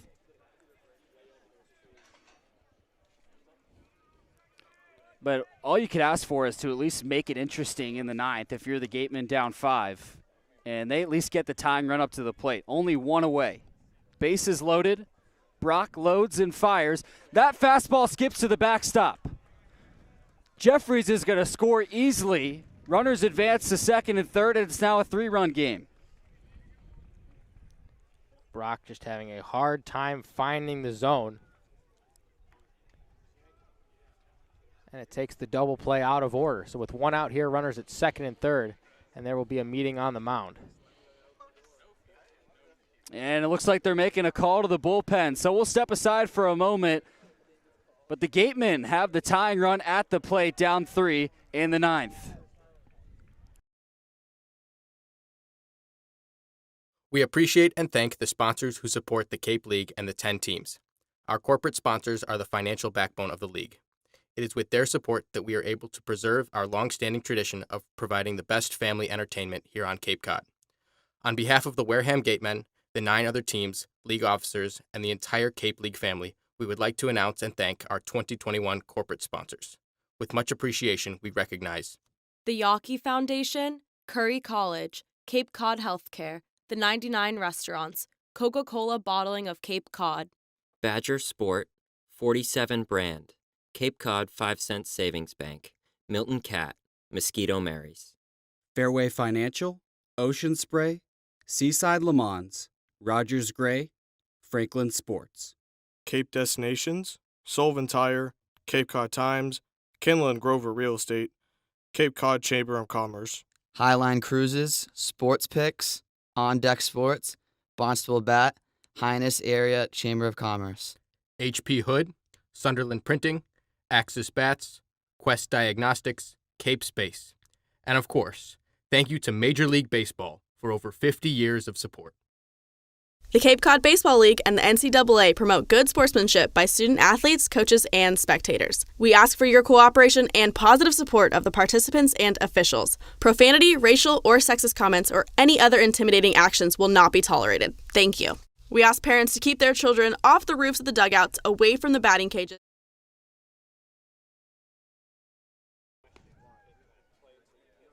Welcome back to the Gatemen Baseball Network. The Gatemen were down by 5 runs heading into the top of the 9th. They've scored on a walk and a wild pitch and have cut it to 3 runs. The tying run is at the plate.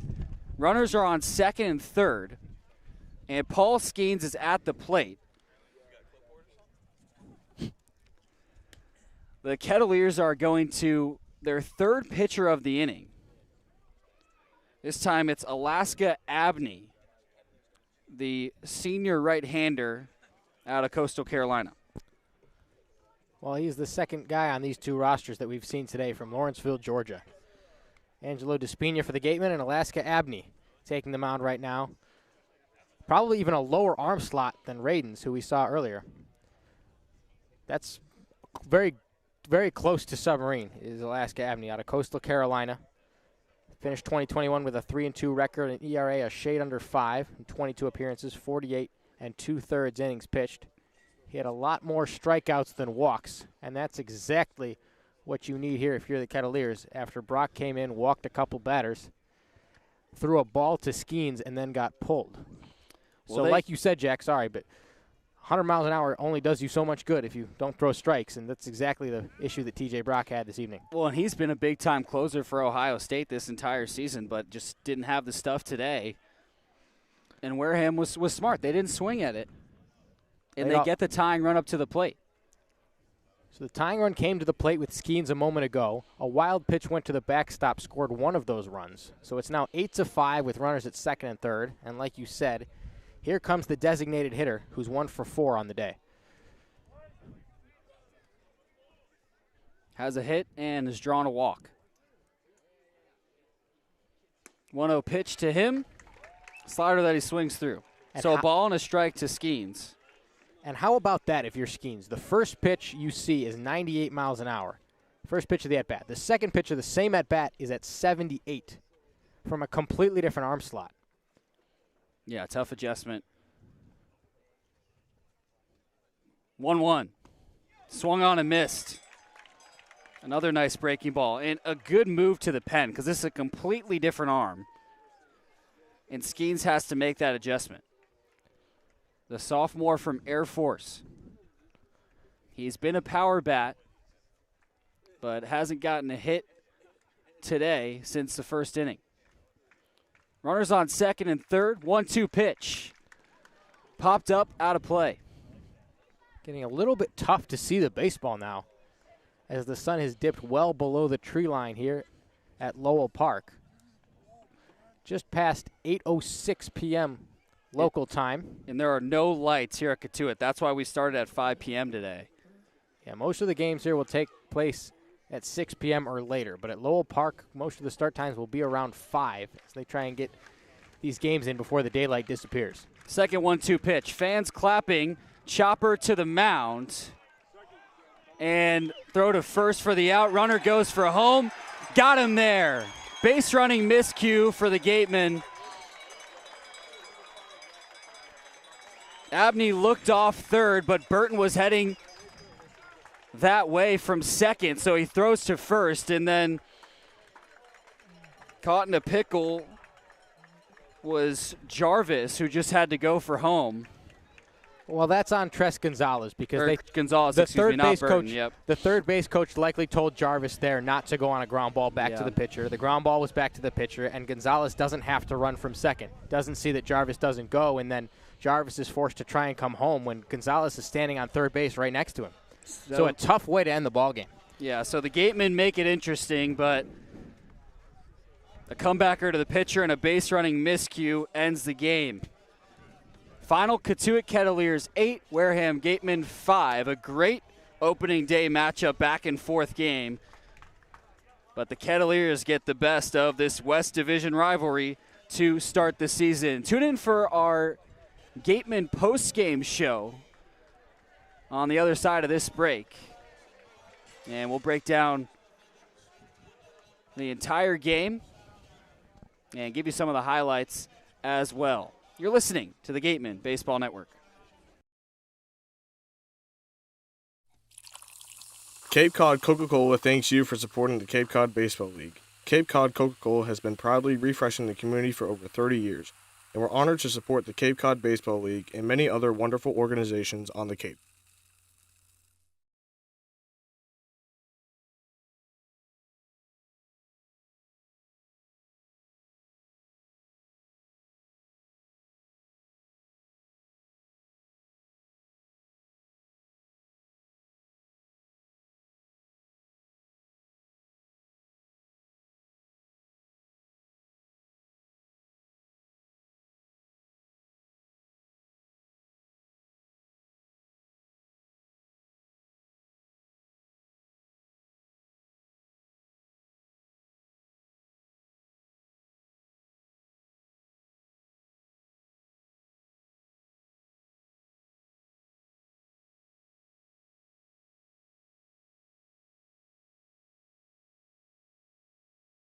Clobbered high and deep to right center field, and this one...